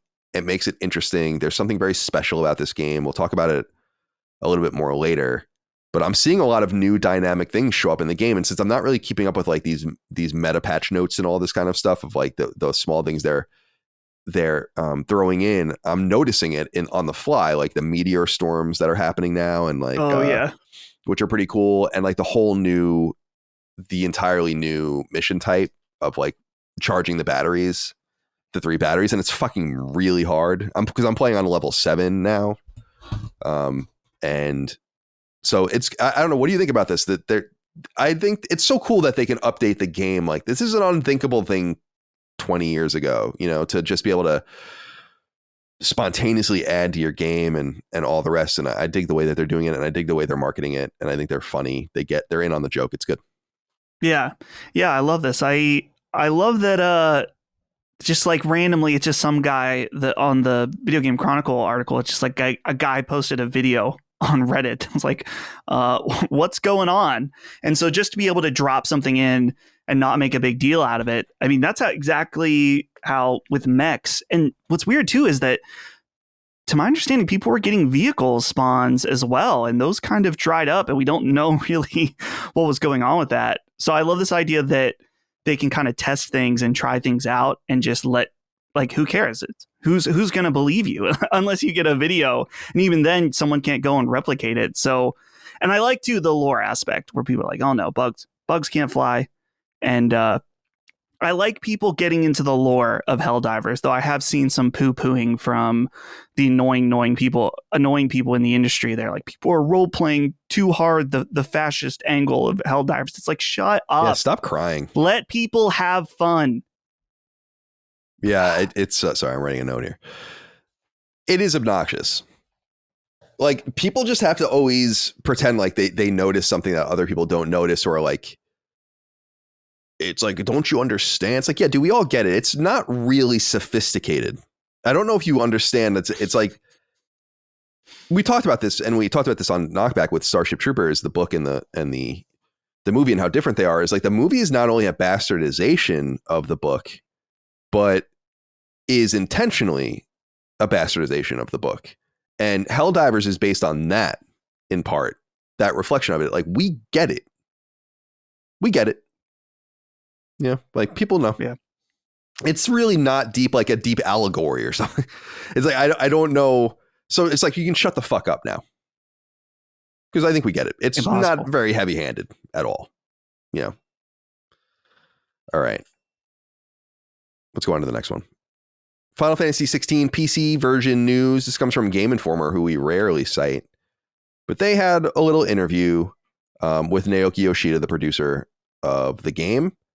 And this happened, I guess, when Game Informer was invited to Square Enix's Tokyo offices. And so here's what he says.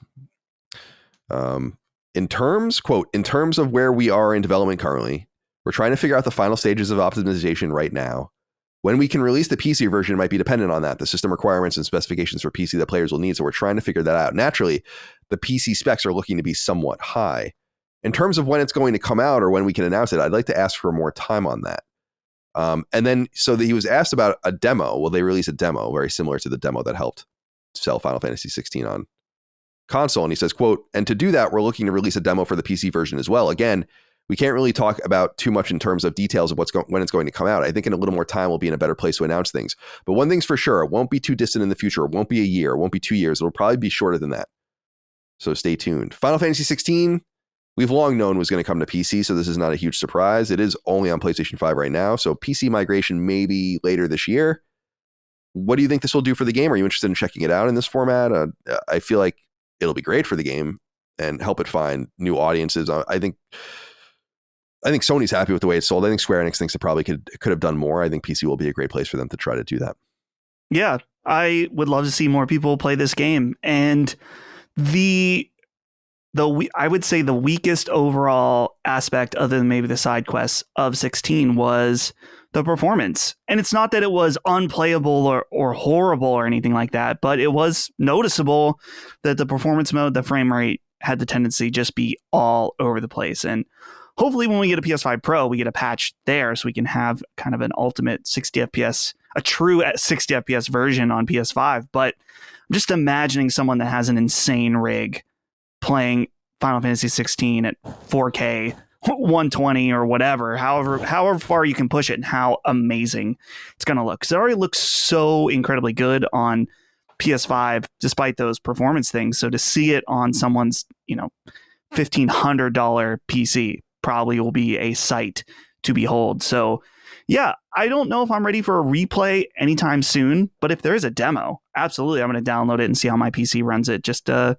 of curiosity. But always good for more players to be able to play this game because it was so awesome. A little piece of information from fellow Mega Man fans out there. Over on the Mega Man website, Rockman Corner, it says Eureka Vice President shares image of unknown Mega Man design. So the story reads in part, quote, Achiro Mihara, the vice president of Eureka and former Mega Man director, recently shared a small cropped screenshot showcasing an unfamiliar design of classic series Mega Man. Notably, the render features additional details not seen in any previous iteration of the character, particularly the helmet's distinct paneling and a bolt.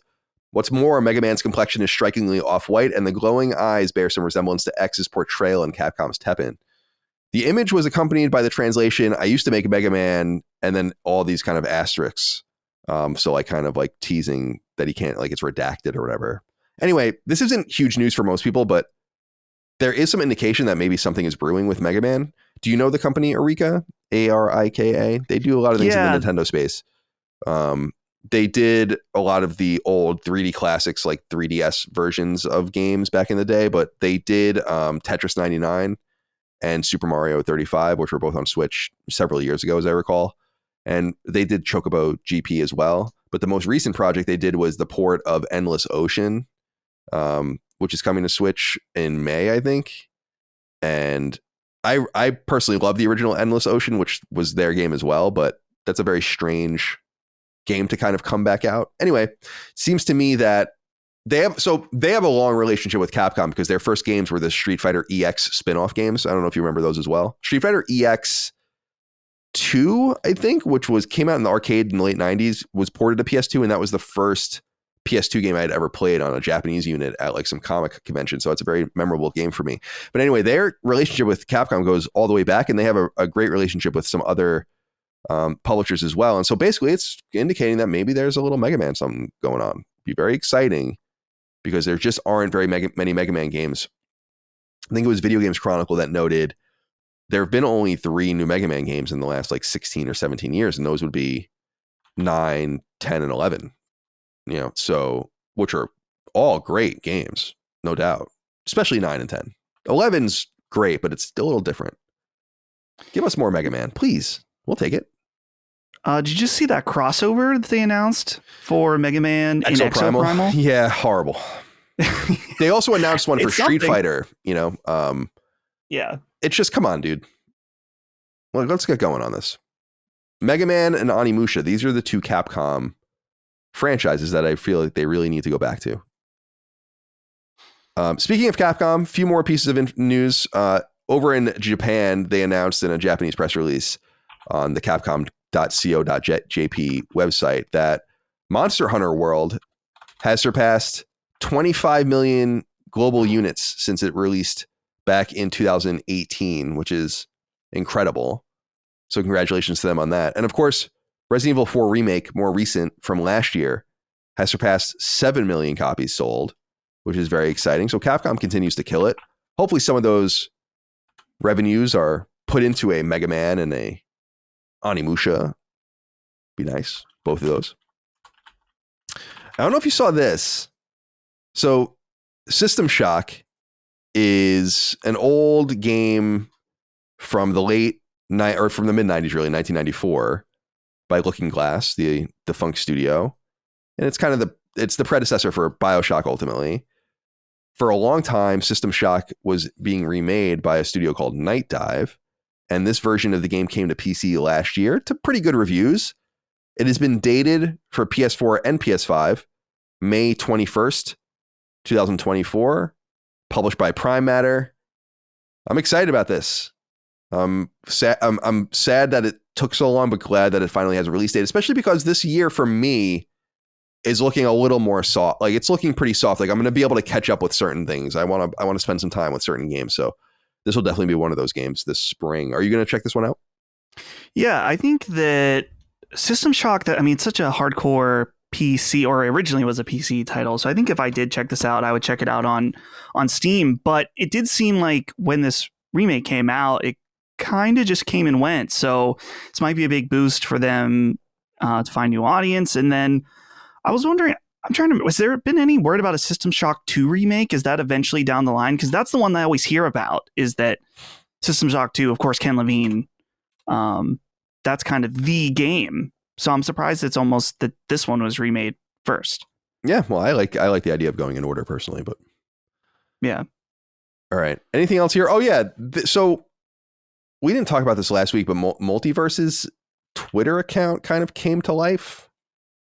So MultiVersus is the Warner Brothers fighting game that was in beta for like a year, from mid 2022 to mid 2023, and then it kind of just disappeared. No one really knew what was going on with it. Then the social media accounts sprang to life, and anyway, this all culminated with a press release released just a few days ago from when we're recording, that it says, quote, Warner Brothers Games today announced that MultiVersus, the free-to-play platform fighter video game featuring an all-star cast of iconic characters, will officially launch on May 28th, 2024. It'll be free to download on PlayStation 5 and PlayStation 4. It features the following characters: Batman, Superman, Wonder Woman, Harley Quinn, and Black Adam from DC, Shaggy and Velma from Scooby-Doo, Bugs Bunny, Tasmanian Devil, and Marvin the Martian from Looney Tunes, Arya Stark from Game of Thrones, Tom and Jerry, Finn the Human and Jake the Dog from Adventure Time, Steven Universe and Garnet from Steven Universe, Iron Giant, LeBron James, Rick Sanchez and Morty Smith from Rick and Morty, Gizmo and Stripe from Gremlins, and an extraordinary original creature named Rhine Dog.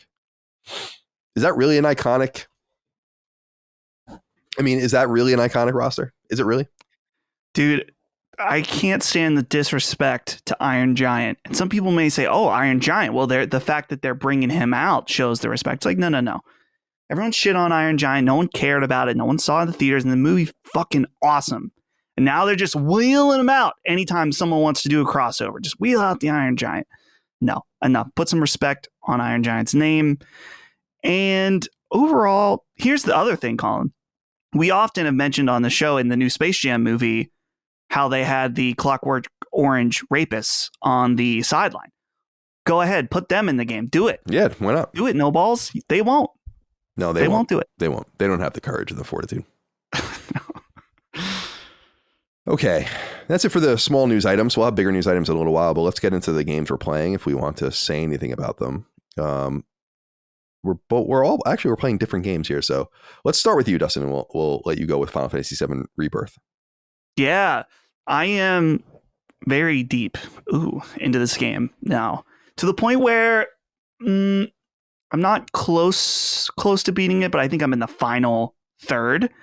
And I've been going pretty deep, extensively doing all of the side quests, actually, so far in the game.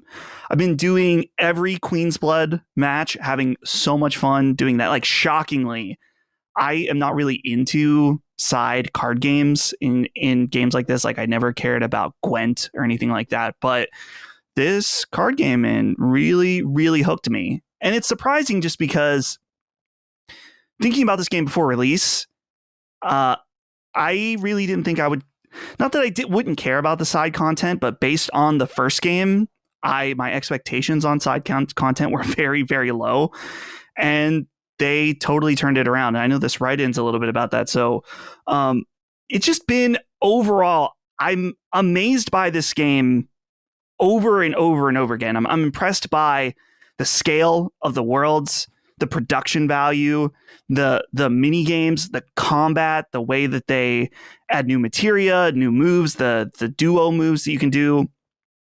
It's kind of surprising when I think about this game that the original remake came out in 2020. And when I see this game, sometimes I'm like, man, I'm surprised they were able to make this in 4 years, because it's so extensive and big. But at the same time, too, it doesn't feel overwhelmingly big, where it's pretty clear and cut and dry. It's like, okay, these are the side quests for this area. These are the people you can play in Queen's Blood. These are the different world-based missions that you can do. And it's a lot, but it's never felt overwhelming, and it's also never felt 100% necessary to do. But what's been impressive is that the side quests have just been either really, really fun and weird, or just interesting overall. To the point where now there's maybe been one or two side quests that I thought, if I could go back, I probably would have just skipped that because it wasn't very fun. But by and large, most of them have taken me and done things that I would have never expected. So I highly recommend, if you're skipping the side quests, don't. It's not like 16 and it's not like Rebirth. These are amazing side quests. And just the last thing I'll say, and I think I touched on this last week, is that this game is shockingly very funny and very willing to be super silly. I think that might be off-putting to some people, but the original is also a very silly game. And it's sillier than I'm playing it, and it's sillier than I remember it, actually.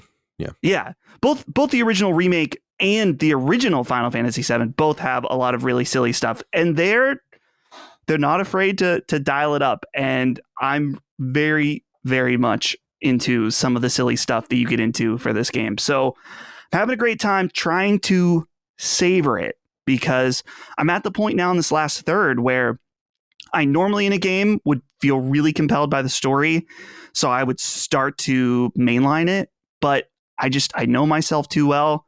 This is going to be one of my favorite games of the year, without a doubt. There is no need to rush. There is no big release coming up in the very near future, so why rush it? So I'm just going to... Why ever rush it, though? It's my own brain that I want to know what happens in the story very desperately. I still want to know very desperately.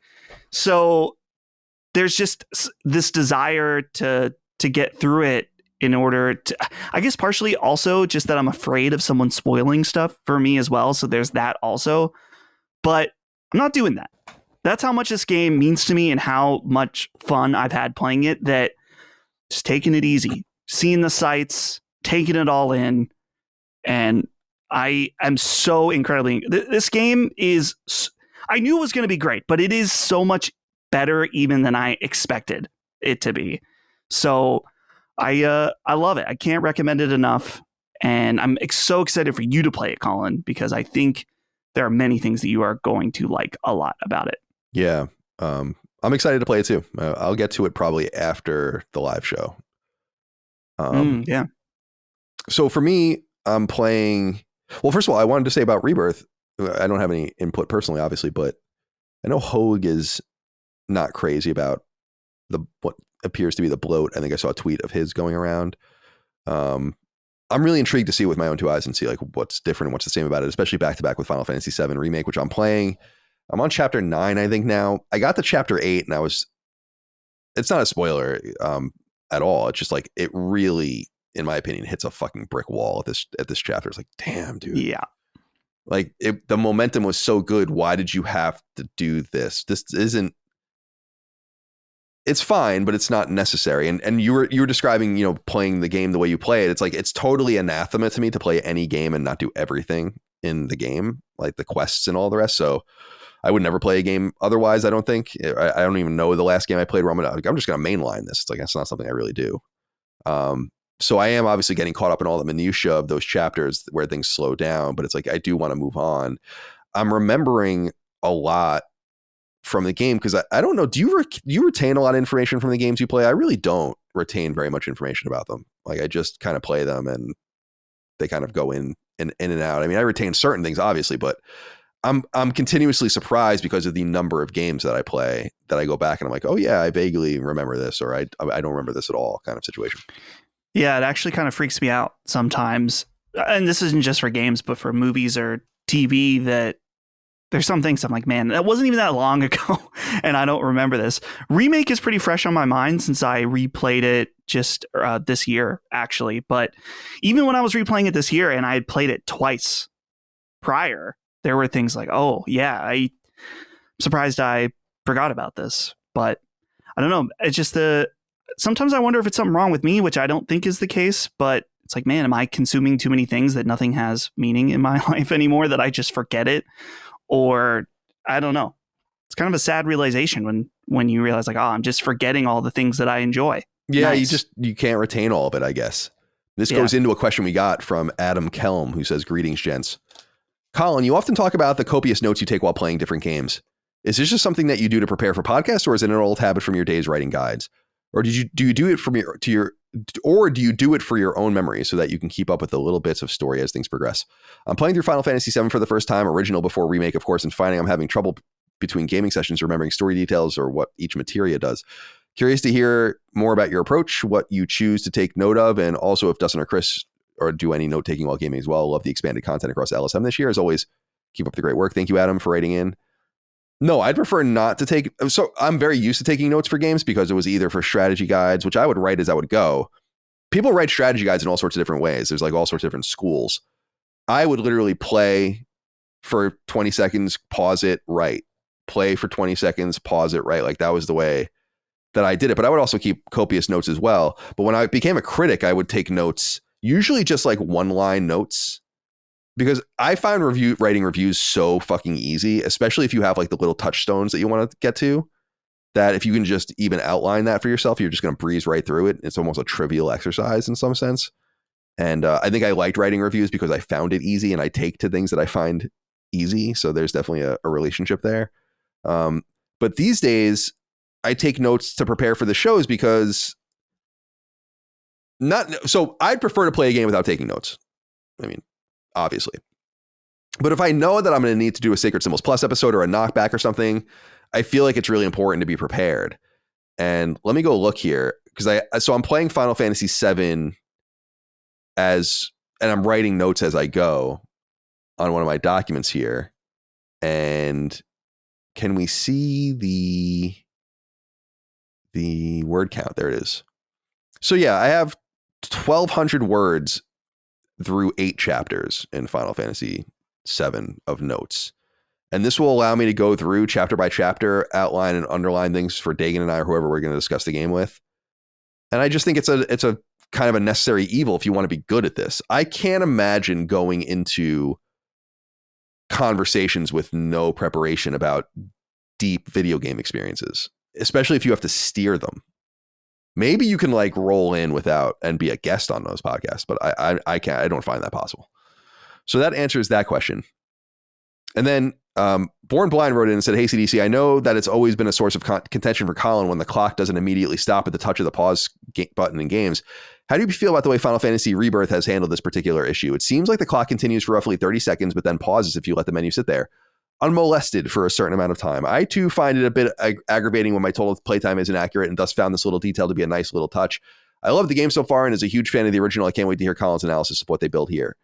Thank you for writing in." So this is from Final Fantasy VII Remake. They did the same thing in that too, and I'm reminded of that as I'm playing through it. It's like it's a weird half measure. It's like, what is this? Just pause the time. Like, what? Why won't you just pause the time? Instead, it's like, oh no, we'll let it run for a few minutes and then we'll pause it. It's like, okay, I don't know why this is so difficult for role play, for just game developers generally to understand. Game time needs to stop when you're in menus, or at the very least in a pause menu. If you want to like keep it going as you're upgrading and going through your shit, fine. But I find it's fine. It's a cool idea, but it's like, why did you just do it this way? Why didn't you just stop the time? It's better than nothing, I guess. But I still, even in this game, knowing that it does that, and I don't think it's 30 seconds. I think it's longer than that, but at least in Remake it is. Maybe in Rebirth it's much shorter. It's a few minutes in Remake, but I still just load the last game when I pause the game and to get rid of those 3 minutes or whatever. So, because I'm crazy, man. I'm a crazy boy. What if it was 10 seconds? No, that's different. If it was 10 seconds, that would be different. But again, that begs the question, like, why would it be 10 seconds? Like, what is this? It's basically just penalizing you for pausing the game. And it's like, I don't really understand that. You can make the argument that going in the menus is part of the gameplay, changing out your materia, stuff like that. So I could see them saying, oh yeah, well, that's part of the game. It should be included in part of the playtime counter. But I could see a 10 or 15 second inactivity pause. And then when you pick it up again. So. Whatever. Helldivers 2 is the other game I'm playing. I was saying earlier, I don't know that I have very much more to say about it. It's just a game that provides a lot of, I have a lot more to say about it in a much deeper fashion on our Sacred Symbols Plus episode, but generally speaking, for, spoiler free and not getting too deep here on the show, it's a game chock full of moments that are just totally organic and just happen and are very often funny, strange, exciting, amazing. I just had a moment a couple of days ago with 3 random players, and I'm actually now like the typically the lowest level of all the people I'm playing with. I'm level 29 now, and I'm often playing with people level capped at 50.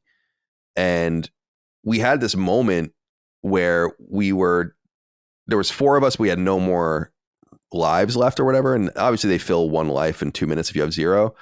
So someone dies, and then basically everyone dies, and it's just me. And I'm like basically kiting through the map, trying to just waste time so that I can get someone else to the map.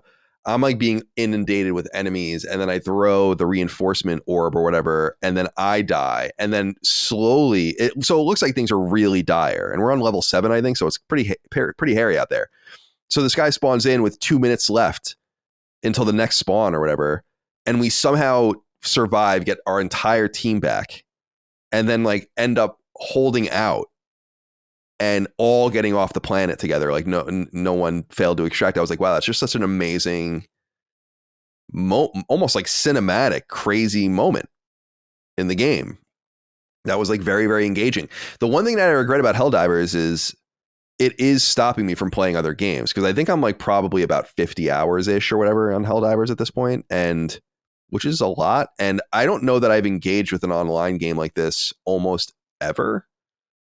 Because I don't think that I played Factions for this long. I played Factions until I got all the trophies, and then I stopped, which was probably 30 to 40 hours. And I bring it up all the time because it's just such a touchstone game for me. Is Rainbow Six 3 back in 2003 is probably the last online game that I really gave a lot of time to. So it's so funny that this happened to me with this game, and I just can't imagine that it's going to happen with many games in the future. It's just a very unique situation, very unique Venn diagram of things I like about it. But I also realized, as I said last week, that it is doing the same thing over and over and over again. So I feel like this is going to be a touch and go game for me, where I'm going to have days where I really just want to play this, and then days where I'm very happy not playing it. And I'm sure it will probably ultimately tail off. One thing I was thinking about, because we were discussing, to let the audience know, I don't think it's going to happen because I don't really know how we would do it, but we were discussing doing like let's plays once in a while.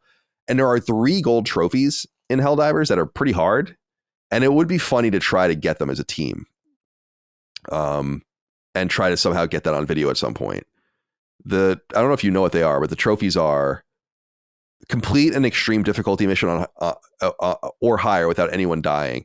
That is the most common one of the 3 golds. Yeah. That's acquired by 15.9% of people that have played the game. But it's harder than it seems, but I've almost accidentally gotten that trophy. I was actually really mad because one person died on our team like one time. You know, well, I was not going to say anything, but I'm like, God damn it. I try to be patient because usually I'm the bad player. The second gold trophy is complete a full hard difficulty mission or higher without anyone firing their primary or support weapon. And the third one is complete a full extreme difficulty blitz mission and extract in under 6 minutes. Whoa. So those are the 3 gold trophies. And the hard difficulty without or higher without anyone firing their primary support weapon is 4.2%. Complete a full extreme difficulty blitz mission in under 6 minutes is 2.3%. So they get harder and harder. But I have almost all of the other trophies, which is funny. Nice. I'm only missing the trophy for provide assisted reload for a teammate, which is not that common, but I don't really even know what that is. That's probably one of the items that you get that I just don't use. That's the guns that come with the backpack. Oh. You have to have the other teammate. It's really annoying how it works. I wish they would change it, that you have to burden someone else with your backpack, and then they kind of have to be attached to you if you want to do the reload thing, where it'd be not much nicer if they could just come up and use your backpack to reload you. Doesn't make any sense, but there's one where it's while using a jump pack, knock yourself into a ragdoll state, which I haven't gotten. Shoot off both arms on a Hulk and then extract while it's alive. I don't have that one. This one's interesting because I think you could probably just game this if you play with someone you know, but be injured in all your limbs at the same time. I somehow haven't gotten that. 31.2% of players have that one. Kill 100 enemies using fire damage during the same mission. I have not used the flamethrower yet because I found there are certain weapons in the game that I have found are really fucking annoying to be around, to the point where I almost wanted to kick someone out of one of my games. I don't think he was doing it intentionally, but the Tesla towers. Oh, fuck those things, dude. I don't want to see those on my map. And the flamethrower creates so much fire damage around you. It's like, I've had people killing me like left and right with that shit. So I'm afraid of being that person. And then one I will get maybe even tonight is complete at least 100 missions. I think I'm at like 96 or 97, something like that. So, and that's 12.5% of players, but it would be interesting to go and get those goals maybe one day. So yeah, shout out to Helldivers 2, shout out to Arrowhead. We'll see what happens with that. I wonder if Sony is sniffing around. I would be a little nervous to fuck around with this. I mean, they probably have deep post support contracts, and they're not going to just escape and go away. And I'm sure they're happy with their relationship with Sony, and it might not even matter. But you would imagine that there's got to be some interested parties going and sniffing around them, being like, not to buy necessarily, to be like, what are you doing next? Like, could you conceive of a world where you scaled up another team and made it another game? I mean, it seems like an obvious acquisition, like not only an obvious, but maybe one of the sensible acquisitions for Sony. Yeah. Especially in light of how it's done. It's certainly sold better than any Housemarque game, for instance. I mean, no offense. I love Housemarque, but I mean, I'm wearing my Astra shirt right now, actually. Yeah. I would imagine. I mean, sure, certainly there's a conversation going on, but there was like that someone put out a rumor that they had acquired them, and then the CEO was like, no, not true. But it doesn't mean it's not potentially ongoing, but we'll have to see. All right, let's get into some smaller news items. Or, I'm sorry, bigger news items. What am I saying? Let's get into some bigger news items. Shot. I wrote one of these up specifically for you and me since I knew we were going to be alone today at some point. We'll get to that one. I think we're alone now. Dude, I love that song. Number one. Following the cancellation of its PlayStation-funded game in the spring of 2023, one-time Sony second-party partner Deviation Games has officially closed. Word comes by way of the company's one-time COO and HR lead, Christy Stull, who wrote the following in part on our personal LinkedIn, quote, "It's with a heavy heart that we announce the closure of Deviation Games. I want to express my deepest gratitude to our entire team. Thank you all for your hard work, dedication, and contributions to Deviation. I'm incredibly grateful for the opportunity to have worked with each and every one of you," end quote. Considering our current economic realities, it was clearly hard for Deviation to hang on after Sony walked away. And though they did hang on for about a year post Sony in order to try and secure future work, they were never able to do so. And they experienced multiple rounds of layoffs and notable exits from the team since its founding in 2020 and the announcement of its PS5 and PC exclusive FPS in 2021. Yet Deviation seemed bullish, at least externally, announcing new hires and new positions for hire as recently as winter 2023. As you recall, we exclusively reported on this show last spring that Deviation's Sony-funded game was canceled and that there would be deep layoffs at the team as they struggled to survive. But it's important to note that Sony kind of sort of got what it wanted out of the deal, and that team's major name, Call of Duty Zombies creator Jason Blundell, left Deviation in 2022 and went directly to Sony itself, where he works to this day alongside a yet unannounced team on a yet unannounced project with many of Deviation's original team members on the same team working on the same project. So something obviously went south with Deviation. Sony still wanted some of the parts and it let the rest go. Remember, Sony announced its second-party deal with Deviation at the same time it announced it was working with both Haven and Firewalk, two new teams that would make their own multiplayer FPS projects. While Sony purchased both of those teams outright, making Fair Games and Concord first party in the process, it let Deviation go, so we can likewise make assumptions about the project from that point of view as well. I have a point of personal contention here. This is Colin kind of getting a little bit into things that don't matter, but they do to me. I reported that game was canceled a year ago. And I know that some websites picked it up, and I appreciate that or whatever. But I was really annoyed in reading and preparing for the show. It's like, so I guess that means the game's not coming out, or so they'll never get their game out and all that kind of stuff. And I'm like, it's clear that people are not using our reporting sometimes to be petty, because this stuff is known and it's out there and it is like selectively reported by certain sites. And I know the news writers or all these different sites fucking troll these various sites because that's how they get their news items. And that kind of pisses me off. I go out of my way on this show, even the people I do not like and outlets I do not like, to always cite where we get the information from. Sometimes it's a press release, sometimes it's nothing from them, but sometimes it is from a website or we did it before with Game Informer and so on and so forth. I don't like this idea that people are kind of stealing or pretending scoops didn't happen. It's actually against the rules of like the journalistic rule set of acknowledging the origins of a story. And I remember complaining about this with when Steven Totillo basically didn't acknowledge that his Quarry exclusive about it being a Stadia game was not an exclusive, because I reported that already. And what a real journalist would do is go back into their story and be like, as originally reported by, that's the rule. That's the way it goes. And so that's just that's a petty thing, but it bothers me. And you can see that it's true that I do what I say I do, because I cite Steven Totillo pretty often on the show, even though he refused to acknowledge that wasn't. Even if you don't know, you have to go back and correct it. So I just wanted to throw that out there. It bothers me because I was reading a lot about that. I'm like, because then you read out on social media and for the different audiences that are being like, oh, I guess the game's canceled or whatever. It's like your audiences don't know because you refuse to report on someone who you don't like, I guess, reporting that the game was canceled a fucking year ago.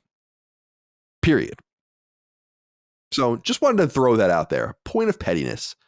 As far as the studio closure itself, it's really meaningless. Sony's relationship with them ended more than a year ago. Their funding got pulled, as I explained on the show at the time, and that they were going to keep a skeleton crew there to try to get future work, whether contract work or spool something else up.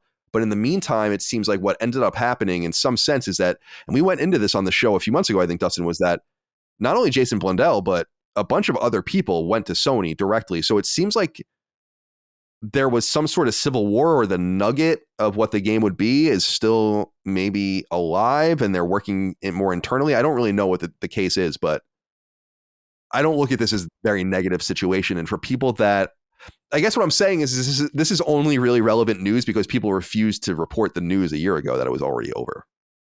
Yeah. And now, of course, on the gaming leaks and rumors subreddit, anytime something you leak comes up, people won't acknowledge that. They'll only talk about Bloodborne And that's it. That's the only thing about how you were wrong about Bloodborne. Well, it's like what I said a couple weeks ago. It's like I really have to have to make a list of like all of the things I leaked or like announced or was the first to, which is a lot of things. Just on this show, I'm not talking about historically, which is extensive, but just on this show, it does bother me that it's like, what are you talking about? We leaked so and have been right about so many things. It's such bullshit, and the only people that know about that are the people that honestly listen to this show, because it won't be reported out. Your scoops will just be stolen, and I think that that's totally wrong. It's not fair play, and it's not the way I play. I'm not going to stoop to that level because I'm not comfortable with that. But yeah, it is kind of nonsensical. It's like, yeah, dude, it's like we've said these things over and over again. It's like it was what I said about the Sony project a few weeks ago. It's like, again, not getting reported out, and all this information is going to come out, and then people are going to pretend that it didn't come from this show first. It's annoying. Right. I think you asked someone to quit their job in order to chronicle all these different things. And we mentioned Ray earlier, who unfortunately lost his job. It's a golden opportunity for Ray to go in and listen to every episode of Sacred Symbols and find every leak and chronicle them for free. Yeah, we need a taker here. Come on. Yeah, for free. It's a free thing. And but it's something I want you to be passionate about as well. Yeah. As far as Deviation games, and I know that when we talked about them last time I brought this up, but I think it is worth reiterating that it's just so unfortunate and weird and a mistake that at Summer Game Fest, they announced the partnership with Sony. And there's the clip of those two guys with Jeff on stage, not willing to say nearly anything about the game, but they announced that we're making a game in partnership with Sony. And how I really think that it's smart, especially for these new studios, to just, obviously you need to put yourself out there and find talent. I'm not saying you shouldn't do that, but I don't think there's any room on the Summer Game Fest stage for someone that doesn't have a game yet. So it's almost like you got to take it easy for a bit. I'm not against anyone announcing, again, finding people. That's an essential part, but which is so weird. And maybe there's a blunder on Jeff's part more than anything to just be like, hey, putting them on Summer Game Fest stage. It's like, that's not really exciting. Content, games, what you're actually doing, that's exciting. So it's unfortunate that they weren't able to make this work out, especially in the fact that there was this idea, especially during when Microsoft was buying Activision, about Sony trying to create a Call of Duty competitor for a potentially, before that 10-year deal happened. It's like, well, they should work on their own competitor in case there's a situation where they need one. And Deviation seemed like it could have been that studio since it had Call of Duty credentials behind it. But that seemed to have gone by the wayside, other than keeping some of that talent. So maybe there still is some kind of plan for a first-person shooter somewhere in their studios, but looks like Deviation wasn't it. So unfortunate, but we are in this season right now of closures and cancellations. Yeah, I don't know. I'm curious to see if there's like some sort of new internal team that hasn't been acknowledged yet. It feels that way, but it's felt that way for a while about a lot of things, so I don't really know. All right. Number 2, this is more of an observation, and I think it's a relevant one if you want Sony Studios to grow. Number 2, in some surprising and widely unreported news, one of the very few independent studios that would likely make sense within PlayStation's first party seems as if it will be taking a different path, at least for now. The studio in question is South Korean team Shift Up, which is behind the long-gestating action RPG Stellar Blade coming to PlayStation 5 by way of Sony's own publishing arm in late April of this year. Until recent years, Sony had a tradition of vetting potential internal studios by working with them in a second-party capacity first. And while some teams ended up coming to PlayStation over time, think Naughty Dog, Sucker Punch, Insomniac, Housemarque, Bluepoint, Guerrilla, Media Molecule, and others were actually in similar relationships with Sony, but ultimately weren't acquired either for a lack of want from Sony or from the team itself. So think Quantic Dream, Supermassive, Ready at Dawn, That Game Company, and so on. But as Sony has migrated to primarily funding and publishing almost only AAA games, and because these games take so much time and cost so much money over time, this means these releases are fewer and further between, and Sony's exposure to potential partnerships has diminished in volume. In other words, these days, they're rarely exposed to something so obvious like acquiring Shift Up, which seems to have an obvious hit on its hands with Stellar Blade because they don't publish that many games anymore, period. So color me surprised when I see a story circulating from a website called Game World Observer, which discovered a South Korean stock exchange application filed by ShiftUp in which it requests to list 58 million shares total, with just over 7 million available during their IPO. According to Game World Observer, ShiftUp's private market valuation in the fall of 2023 was some $1.5 billion, and unsighted analysts are reported to think the company may ultimately garner a value of $2.3 billion once on the market. Now, there would be other barriers to Sony buying ShiftUp even if it wasn't going public, namely that Chinese megacorporation Tencent itself owns a minority share of 24% of the company, and that most of the shares reside with a single person, the company's co-founder Kim Young-tae, who owns just under half of the company himself. It's also worth noting that ShiftUp's current market value isn't driven by Stellar Blade, but rather primarily by a game hysterically called Destiny Child, a one-time popular gacha-style RPG full of anime girls, and more recently, its other mega-popular game, a third-person shooter RPG gacha title called Goddess of Victory Nikkei, or Nikki, I don't know what that is, both mobile and PC only, and minting hundreds of millions of dollars in revenue. Whether or not Sony sees this as a company worth buying remains to be seen, but consider this. As a global brand looking to attract talent in relevant markets from California and Quebec to Japan and the UK, Sony doesn't have a first-party imprint in South Korea, and it may want to remedy that. What do you think of this? I don't know if this is news or not, but I'm surprised because on one hand, Stellar Blade has nothing to do or very little to do with the valuation of the company. But it looks like Stellar Blade is going to be a hit, critically and commercially, I would say, in its own way. You know, I would say millions of copies sold, several million copies probably, and good reviews, great reviews. That's my prediction. We'll see what happens. And so you look at a studio like this, and we were talking earlier about a few other studios that have come and gone, like Deviation and other kind of prime targets. I'm just surprised that Sony is not more involved in trying to stop this from happening. And maybe they are. And it could also be that it's just leverage to say, like, well, we're just going to go public and this is the amount of money we can raise and all of the rest. I don't know. Do you think that this is because of the South Korean strategy, as well as having an imprint there and attracting talent to Sony? I feel like this is, again, one of the rare studios that makes sense that they would want to investigate purchasing.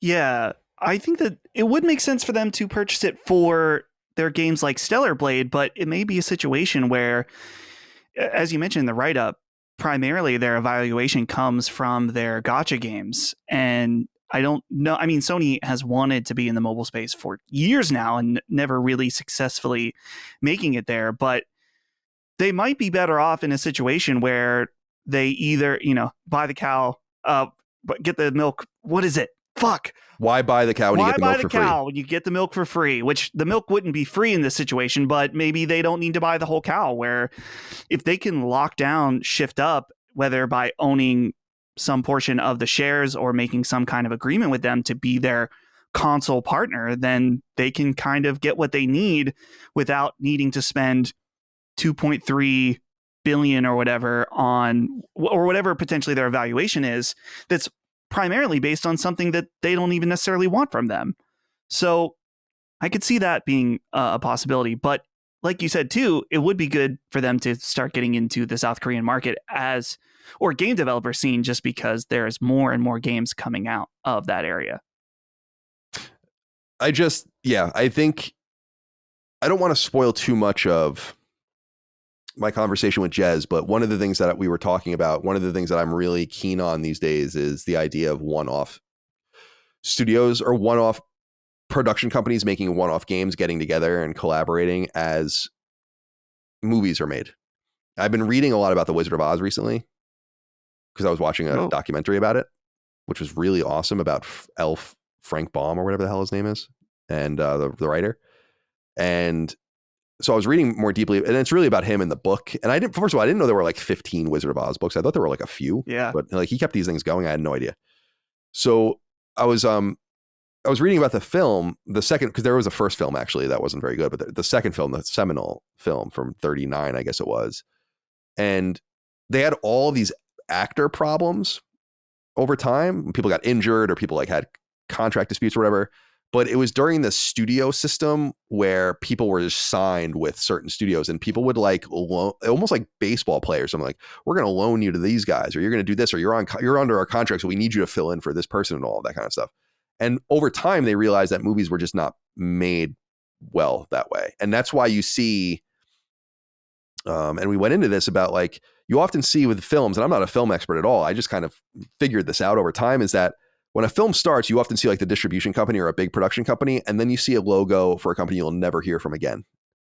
And this was like the company created just to make this movie and kind of, defer your liability towards this LLC or whatever, an S corporation, and have everyone revolve around that as they're available. And then they all kind of go to the wind after the project and do the next project. And I think that's how games are going to be made in the AAA space moving forward. They take so much time. They're so expensive to make. Who wants to be locked in with a game you don't really believe in or a team you're not crazy about for like 5 years when you can go kind of write your own way? I think there's going to be and I think we'll keep costs down too, because there's not going to be, I mean, for better or for worse, there's this idea that like a studio exists like a band, and it will, in between releases and when you're not touring, you're still expected to be paid for, which is fine.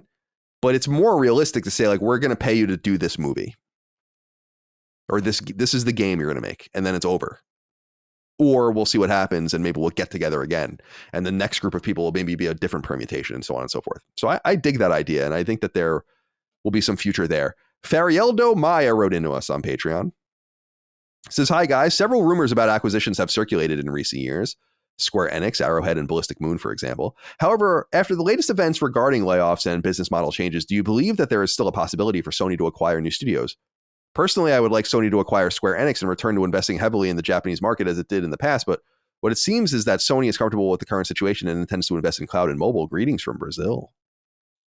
I personally would separate Square Enix from Arrowhead and Ballistic Moon simply because Square Enix is a publisher in a series of studios, and a much bigger investment that I don't think makes an incredible amount of sense now that money is so expensive to borrow, and that the M&A market seems to be much less friendly to large acquisitions. I'm not going to say that's not going to happen. I've often said that I would imagine Sony would want to buy some of these publishers, but I just want to separate them out because that's just a much more substantial investment than an Arrowhead or especially a Ballistic Moon.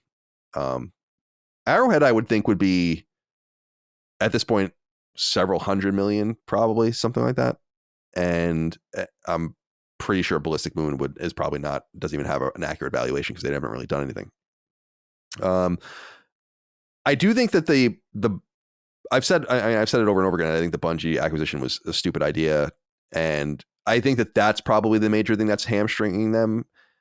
That they were willing to kind of come out, especially in the rectified, kind of updated translation of the financial call around the quarterly results a few weeks ago, that they were basically saying that Bungie has no accountability, like no culture of accountability, and doesn't really know how to manage their money and stuff like that. I mean, that's pretty serious stuff. And so they have to worry about that. They just laid off 8% of their staff too at PlayStation, but that doesn't and shouldn't preclude them from making investments that they feel like are wise. Just because you it's not to be rude, but it's like 200 people are not built the same. You just laid off 200 people, but if you can, as a random number, it's not 200 people, it's more than that. But say you hire back 200 people from this one studio, or Arrowhead 150 people or whatever, it's like, well, those are much more valuable heads. And you have to be open to doing that. So I think that they probably are open to smaller acquisitions still, which is why I think Arrowhead would make the most sense. Ballistic Moon, if Until Dawn does well, maybe you want to get them. A lot of those guys are ex-Supermassive people, and Supermassive itself is in a lot of trouble now. So we'll see how it all turns out. But Farieldo, thank you for writing in. All right, this one's for us, Dustin. I wouldn't have written this up if it was Chris was going to be here. Number 3. In a surprising and very pleasing announcement, niche publisher Gung Ho Online Entertainment revealed that it will be bringing 2 story JRPGs, Grandia and Grandia 2, to PlayStation 4, and both are coming quickly. They'll be available as a bundle and a la carte beginning March 26th. Grandia is a lesser known and long dormant franchise with roots in the Sega ecosystem, though every core game is available on PlayStation hardware as well. The original Grandia launched on Japanese Saturns in 1997 and migrated to the West via PS1 in 1999. Its sequel, aptly named Grandia 2, was originally launched on Dreamcast in 2000 and was later ported to PS2 in 2002. The 2 other core Grandia games, 2002's Grandia Extreme and 2005's Grandia 3, are also available on PlayStation 2, but this Grandia collection only includes the original PS1 titles. Indeed, these 2 Grandia games are almost certainly ports of the PC and Switch iterations launched worldwide in 2019, and they come packing the same upgrades according to the press release, so-called modernized visuals, multiple language support, and so on. Physical versions of the game will also be available via limited run games if you're interested. Grandia's original studio Game Arts doesn't seem to exist anymore, at least in any noticeable way. Their last new game was the dope side-scrolling puzzler Dakaro, which came to Vita early in its life cycle in 2012, but the team first emerged in the Famicom era and came to prominence with their two Sega CD JRPGs, 1992's Lunar Silver Star Story, first launched in the West in 1993, and 1994's Lunar Eternal Blue, which migrated west in 1995. Both games were in turn published by early niche Japanese Western publisher, the famous Working Designs, which ultimately turned into the company Gaijin Works in more recent years. Perhaps this is an indication that we will soon get Lunar re-releases too, perhaps also via gung-ho online entertainment. I was amped to see this. These are good. I never played Grandia Extreme or Grandia 3, but Grandia 1 and 2, Grandia 2 I played on Dreamcast, actually. Grandia 1 I played on PS1, and these are cool games. I wonder how they're going to hold up. I don't remember them very deeply. That this is many, many games ago for me at this point, but this is another example of something coming out that is adding to this growing need of me to want to play role-playing games, like just old role-playing games. They're so comfortable and cozy. So shout out to this. Are you interested in this? Did you play these games as a child? I've never played them. Grandia 1 in particular is one that I've wanted to get for my collection just because I have focused on a lot of JRPGs from that era. But yeah, it's awesome to see these come back. Certainly the first one looks a lot more appealing to me than the second one, just because the first one is pixel art and the second one, at least from this trailer, the second one's graphics 3D. It's like, maybe not as appealing, but you bring up a good thing with Lunar. I wonder if that is possible, and it would make sense because any expensive old game that I buy that within 2 to 3 years gets some kind of remake or port. This has happened numerous times. It most recently happened with Paper Mario: The Thousand Year Door right after I spent $100 on the original copy. The remake got announced on Switch coming later this year, but I have Lunar 1 and 2, which if you haven't seen those, I highly recommend just looking at the boxes for these because they are the most unique game, maybe not the most, I don't know, but they're extremely unique PS1 games because they come with a little art book, they come with a flag. The first one comes with a flag, second one comes with like a pendant and these little stands. They're really fun collector pieces, and I haven't played them yet just because there's been so many modern games, but I've always heard really good things. I'm surprised that they have never been ported, or I think some of them were re-released on PSP maybe, but there's something very intriguing to me about working design games, particularly seeing some of these Sega CD games. They usually have really cool like foil covers and stuff, and they're very, very expensive collector's pieces. Now I don't own any of those Sega CD ones, but just feels almost otherworldly. Like there's this whole collection of these niche JRPGs from the PS1, Sega CD, Sega Saturn era that haven't really gotten a lot of love over the past few years that people speak highly of. So to see them being brought modernized to some degree is pretty cool.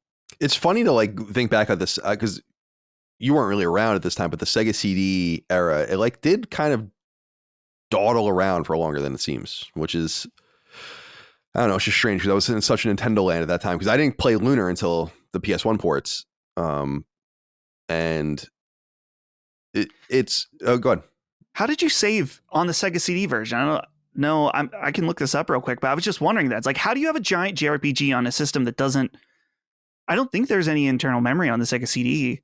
Yeah, I actually have no idea. Maybe something with, it might have like a small onboard battery or something like in the system, or it uses the Genesis itself. I have no idea. Yeah. My friend I never had Sega CD. My friend had Eric had Sega CD. We certainly weren't playing those games, Lunar games, but they were expensive. But yeah, I'm fascinated by working designs and later Gaijin Works, which I don't know if they really exist anymore, but they were so far ahead of their time and did it with very little money and means. Like going to Japan and extracting games from it, I think is so cool. And it would be interesting to be able to tell that story at some point. All right, finally, number 4. It's another week, so it's naturally time to talk about PlayStation Plus games in some way. This time, we've got new games en route to the PlayStation Plus game catalog, the Game Pass-like initiative for PS Plus subscribers at the extra and premium tiers. So if you only have PS Plus Essential, which is most of you, these games are not for you. If you do, Jesus, I can't speak. If you do, you can look forward to playing the following games as part of your subscription beginning March 19th. The biggest game in the month's bundle, no doubt, comes in the form of NBA 2K24, the most recent release in visual concepts in 2K's long-running NBA licensed game, which first launched on PS4 and PS5 in September of 2023, and which will be available on both consoles in the catalog too. Also available on PS4 and PS5 is Firax's well-regarded 2022 release, Marvel's Midnight Suns, Capcom's 2020 remake of Resident Evil 3, and Cyanide's and Nacon's 2023 fantasy sports game Blood Bowl 3. Two games are likewise available only on PlayStation 5. Puzzler Mystic Pillars Remastered, which actually comes from one of Sony's India Hero project partners, holy cow, and CyberConnect 2's 2020 Bandai Namco published fighting game Dragon Ball Z Kakarot, which migrated to PS5 in 2023. Meanwhile, for PS4 only are two more games, Traveler Tales 2019 Lego game Lego DC Supervillains, and Artisan Studios side-scrolling RPG Super Neptunia RPG, first launched in Japan in 2018 and in the West in 2019. And if you're a PlayStation Plus Premium subscriber, there will be some new so-called classics in your version of the catalog as well. 3 of the games are truly older games that should be available a la carte beginning March 19th, and they are the 2009 High Impact Games developed PSP title Jak and Daxter The Lost Frontier, which was the last new Jak game ever released. UEP Systems' well-liked PS1 snowboarding game 1996's Cool Boarders, which came west in 1997 via Sony itself, and God's Eater Burst, the 2011 PSP game from Shift that was essentially a remake of the 2010 PSP original, which only came out in Japan. 2 other games are also being added to the Classics catalog, but are already available a la carte on PSN and have been for a while. Those games are 2019's Capcom's 2019 Phoenix Wright Ace Attorney trilogy on PS4 and the 2022 PS4 port of the 2013 PS3 fighting game from CyberConnect 2, JoJo's Bizarre Adventure All-Star Battle R. Anything there for you this month?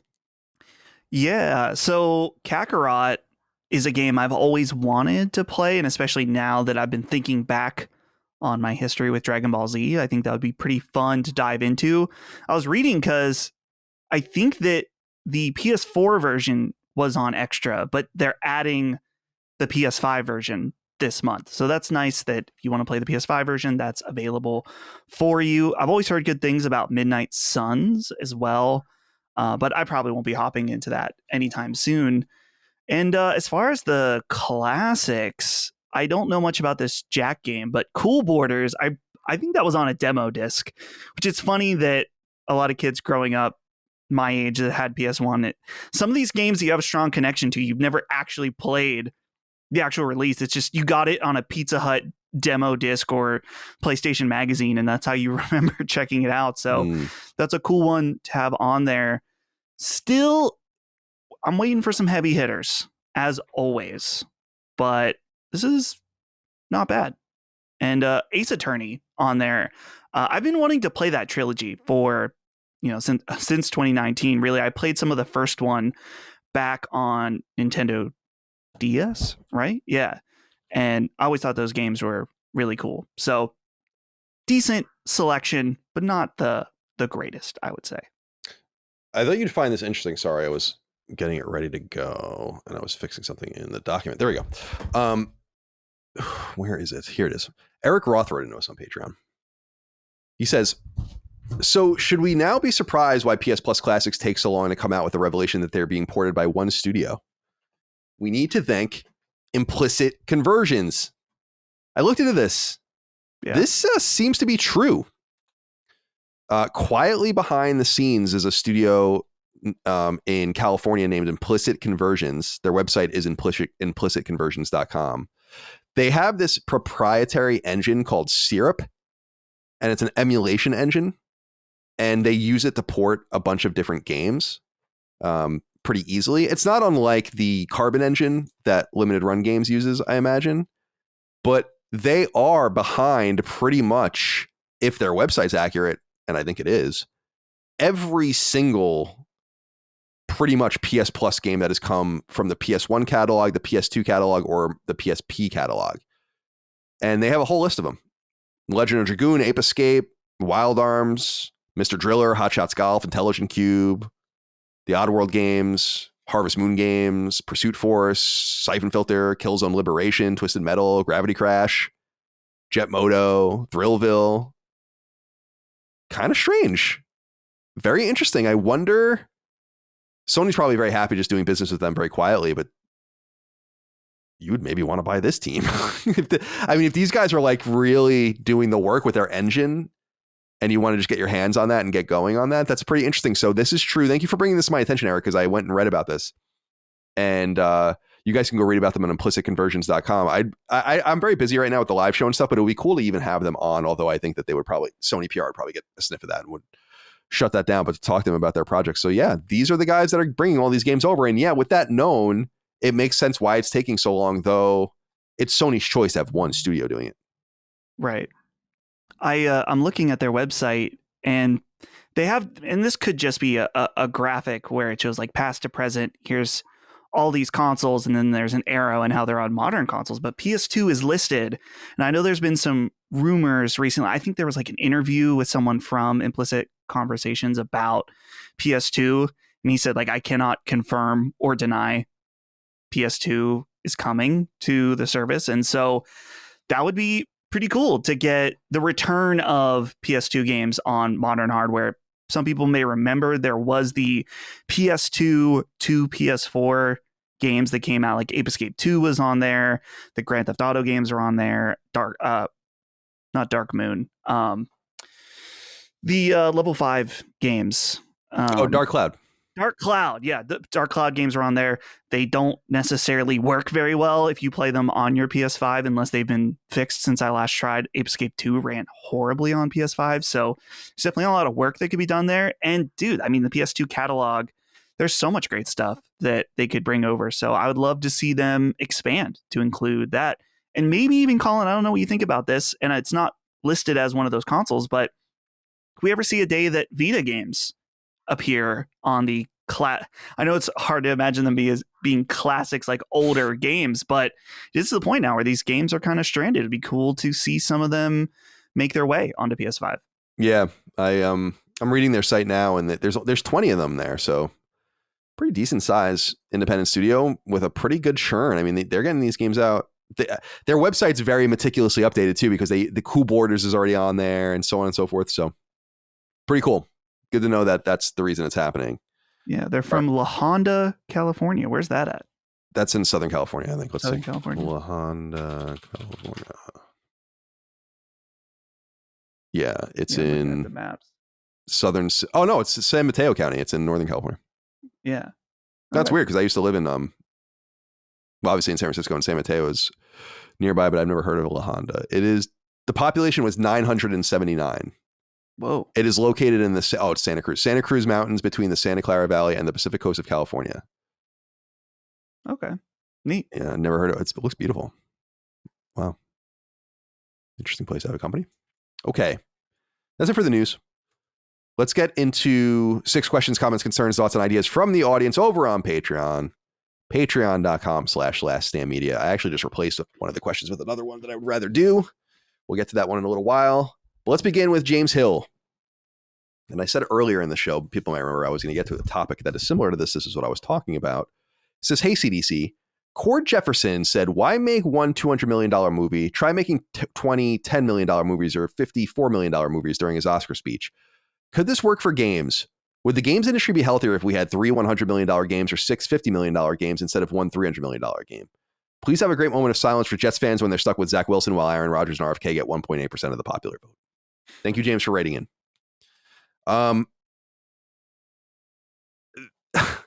This is what I was saying earlier. This is pretty easy to say. I don't even have to go on and on about this, and you can say whatever you want, obviously, but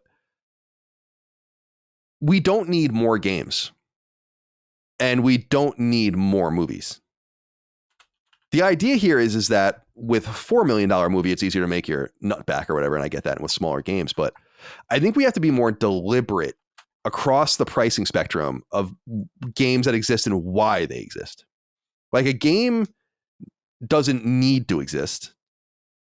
It can always exist for the person making it, but you need to have some sort of market demand for it to really thrive. And otherwise, it's not really worth it. So while pricing is out of control, I don't like the idea of saying, like, well, let's take the same amount of money and split it up different ways. In my opinion, I would say, can we make similar games to what we're making now more efficiently and just not spend the rest of the money at all, because you don't really have to. What do you make of this idea from James?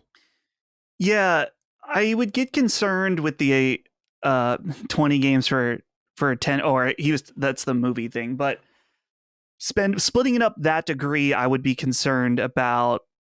It's funny because we want games to be not necessarily, like, we don't need games to be as long as they are or necessarily have the extreme levels of production values for all of them. But at the same time, you don't want to turn games into like a production line where it's like, oh, we're getting 8 games this year instead for the price of 1, because to me that just reeks of, okay, well, there are corners being cut and we're just making a worse product that we're going to sell for the same amount as that more expensive game. So I would argue that it's somewhere in the middle, where I guess maybe not even the middle, where it's like, well, why don't we just figure out, like you were saying, how do we make these games more efficiently? How do we figure out how to, and people get mad about this, but I think reusing assets is a great tool that can be done really effectively and could speed up the development of sequels. In fact, I was mentioning Rebirth earlier, is that I think that one of the ways that they were to make this game, quote unquote, quickly in 4 years is that they built it off of the base of the last game and they expanded it from there.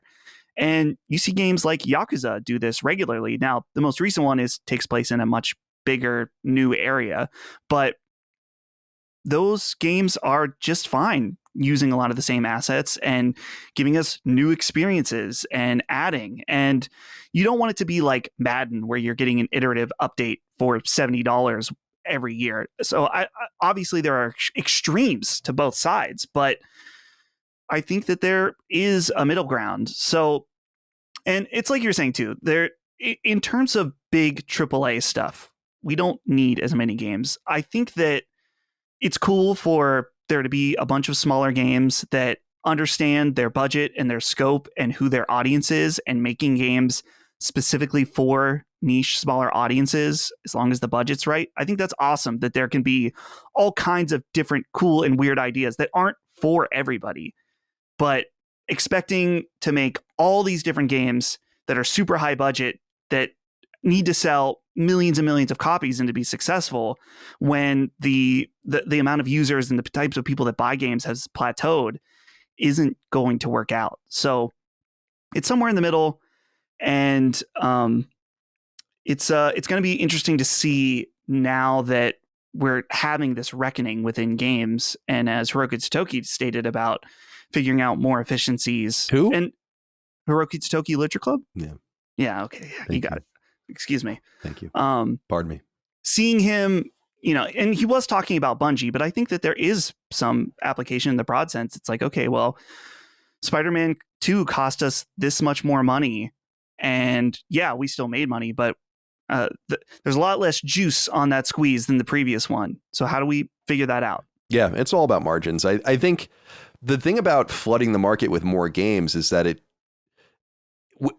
it's strange, but it's true. Like, time is such a currency in games. It is such a huge currency in games because it's a requirement that if you flood the market with cheaper games, it's almost like, okay, so now there's a time competition for games that are cheaper, that are going to be worth less, that are going to make less money, but the time commitment is just as high, if not higher than ever. So you're actually hurting yourselves. Like, that's why I think that there needs to be a massive spectrum of games that go from more expensive than what we're paying now to cheaper than you could possibly imagine. I don't want to say below zero, but you get below zero with ad revenue or something like that, or a point system or some loyalty system. I mean, there's all sorts of different ways to play with that metagame. And so I just don't like the idea of us trying to deconstruct the way things are being made now with the same amount of money to get more product. I just think that's such a horrible idea. What we want is that we want people that should be making games, good game developers, it should be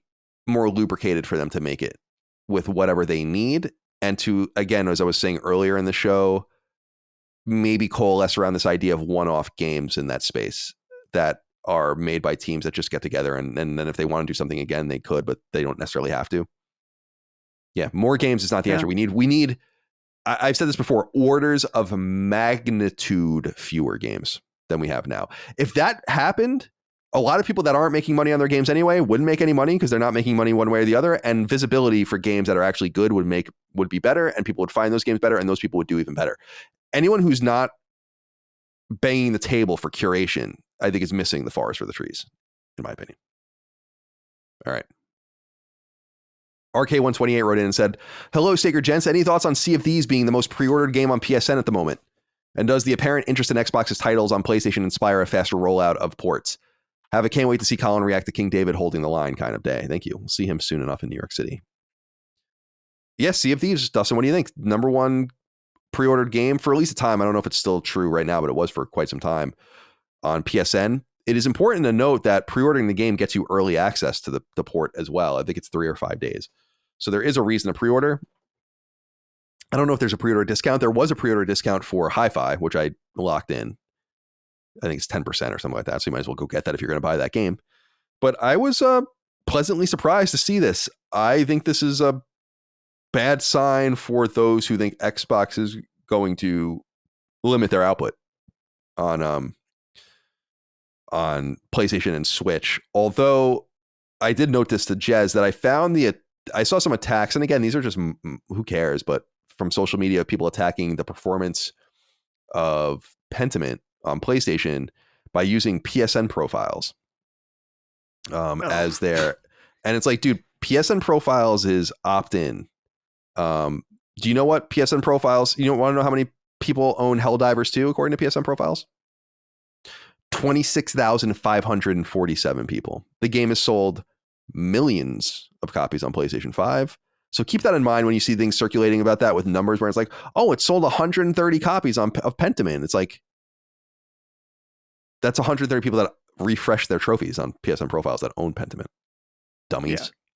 If it was that easy to know the numbers, we would know them. You know, the way we used to scrape numbers sometimes is by going to online leaderboards. This was especially prolific in the PS3 and 360 era because everyone had online leaderboards, and then going to the end of the leaderboard. And it'll be like number 666,220 or whatever. And it'd be like, oh, well, that's how many copies the game sold. But they quickly became privy to all these ways we would figure it out. So it's not that easy. Go ahead. Right.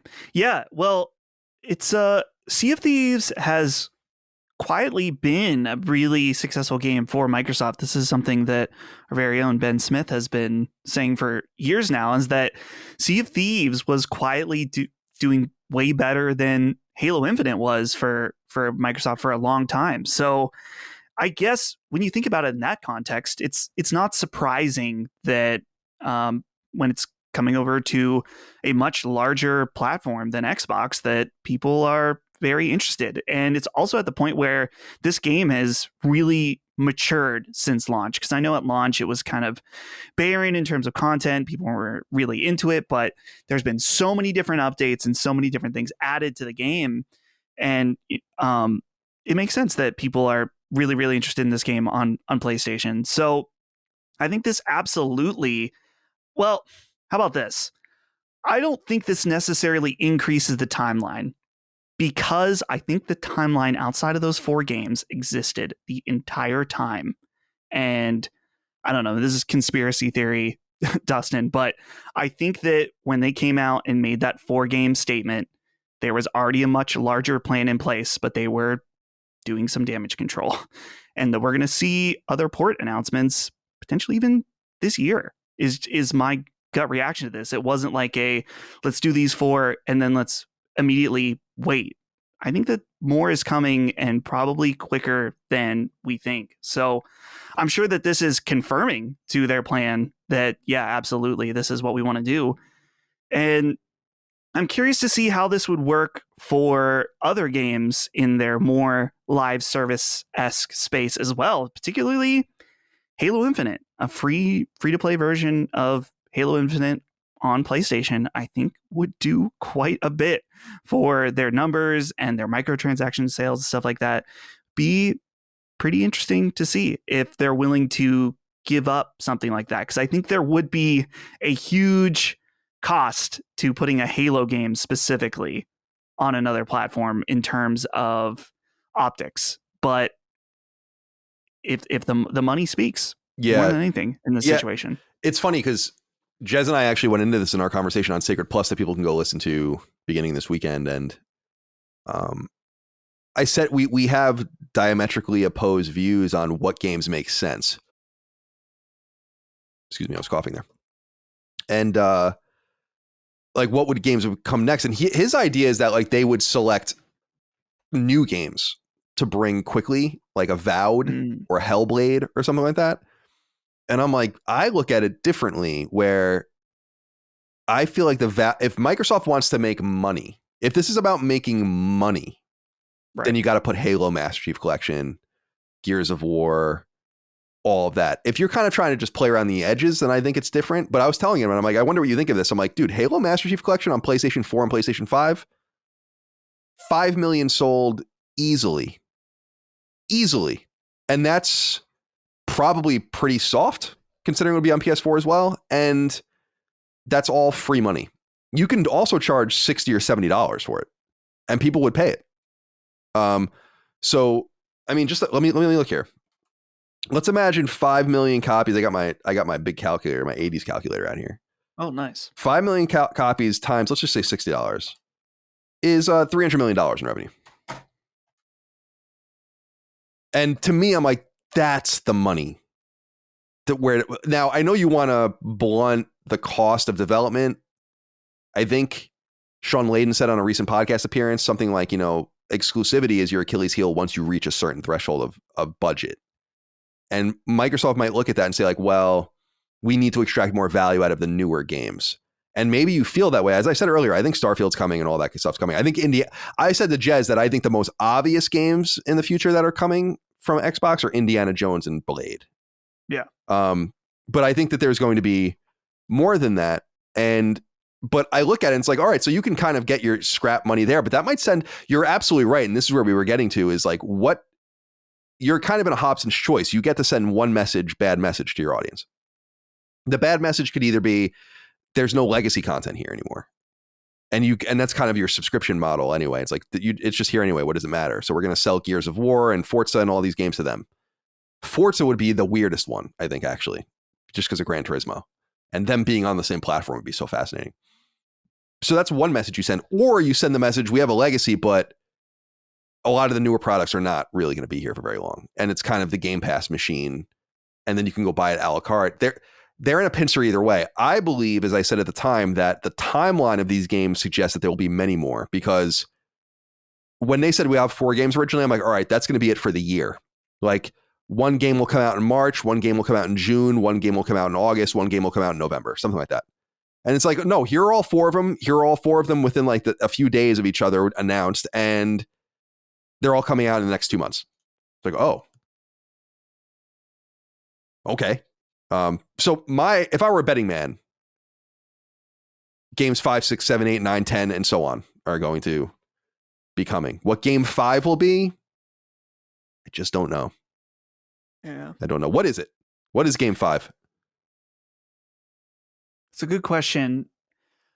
I wonder, Master Chief Collection, when I was editing Duke last night, they just confirmed they are stopping development on that game and they're not doing any future updates, which means it would be kind of complete and ready for someone to come in and port it, and they wouldn't have to have strings attached as far as new updates. So that would be really interesting.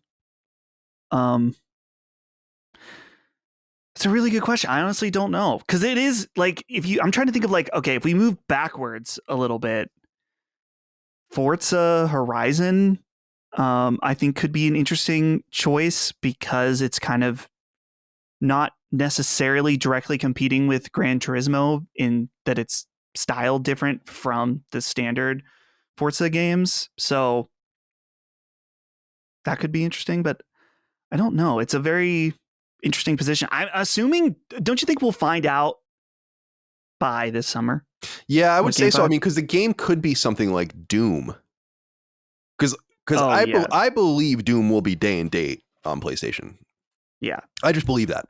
Whether or not that turns out to be true or not, it just doesn't make any sense to not do that. So maybe it's going to be, maybe the announcement will be something like that. Master Chief Collection, to me, Master Chief Collection seems like such an obvious, like, we are going to make so much money. Actually, let's redo the math. 5 million. Right? That's right. Times 60. Okay, so you have 300 million, right? But hold on, so let me get this back in here. You would have to so Sony would get 90 million of that. That would leave 210. Now, this is the complicated kind of weird math that I was pitching at Jez and I've pitched before, is that Microsoft's in a position now, so $90 million, right? To cancel that all out, if you want to look at it like that, it's fungible, obviously. Money doesn't work like this, but it's like, all right, so we made this investment. We made $210 million. They made $90 million. If we want to cancel that $90 million out, it really means that we made $130 million in profit, right? Because like we both got the same amount of money there. And with that math, maybe it's a little less tantalizing, but if that's the case, then it must be even less tantalizing to bring your other games, because that would be your biggest upshot. So I don't know. I believe this. It's important to note, I think a lot of Xbox insiders in quotes really showed their ass over the last few months, because I think a lot of them are wrong about things. But there was that one guy that did say, like, I stand by the Starfield reporting. Like, I don't care what anyone says, like, Starfield's coming to PlayStation. And it's like, I believe that too. I think that they'll release that Shattered Steel DLC, or whatever the fuck it's called, and then they will, or no, that Shattered Steel was fucking Fallout 3, wasn't it? Shattered Space? I was going to say that sounded maybe that's Shattered Space. And they'll release that, and then maybe like 6 months later they'll have like a Game of the Year edition, or when they get to their Game of the Year edition, then that's when it will come to maybe PlayStation 5 at that point. I don't know, but I think it's a good sign for everyone that Sea of Thieves is there. I mean, this is what's so fascinating about this, is that Sony must be behind the scenes being like, this is awesome.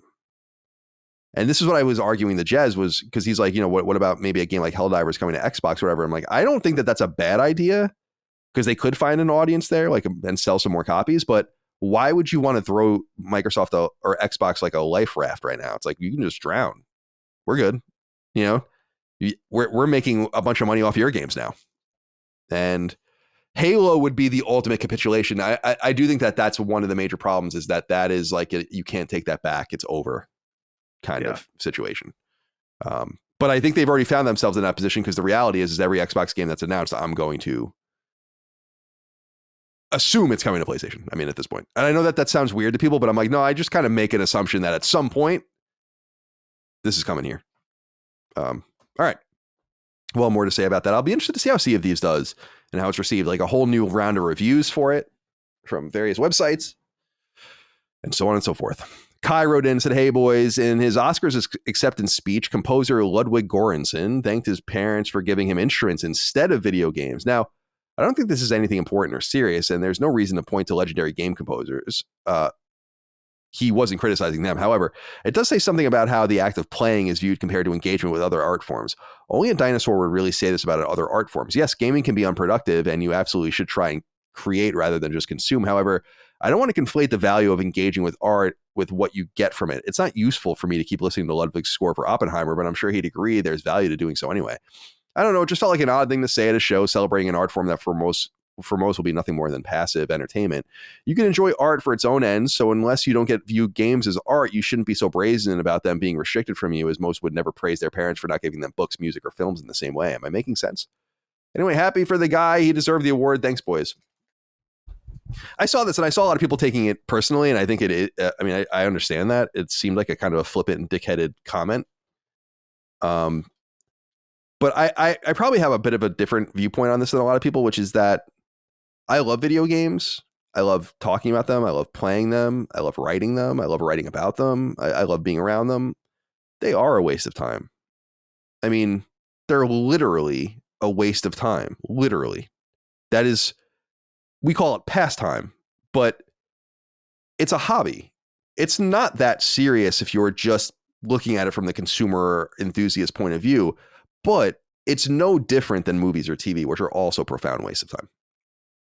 So I'm not one of these people that feels like I need to like be on this hill and be like, no, gaming is like the sacrosanct fucking activity. It's not. it's ridiculous to look at it like that. But it doesn't mean it can't be real, lucrative, serious, artistic, emotional, whatever. We all know that. I think what we have to look at is, and it's weird to say this about the fucking composer of Oppenheimer. I mean, a person much more talented than I'll ever be, but who gives a shit? These guys are speaking to a diminishing audience. They're I guarantee you the Oscars were watched by fewer people than the Game Awards. I don't have to even look. And while you obviously want to be in the movie industry and win an Oscar, it's like we shouldn't seek or want the validation of them. There are some people that are just never going to get it. And there are some people that are really dense enough to think that sitting and watching a movie is somehow for 3 hours is somehow better time spent than playing a video game for 3 hours, when I would argue that they're pretty much the same and that they both either have or don't have the same amount of intrinsic value, because it's just entertainment. It's not something you do to live. It's not something that would even be thinkable for most of human history, a vast majority of it.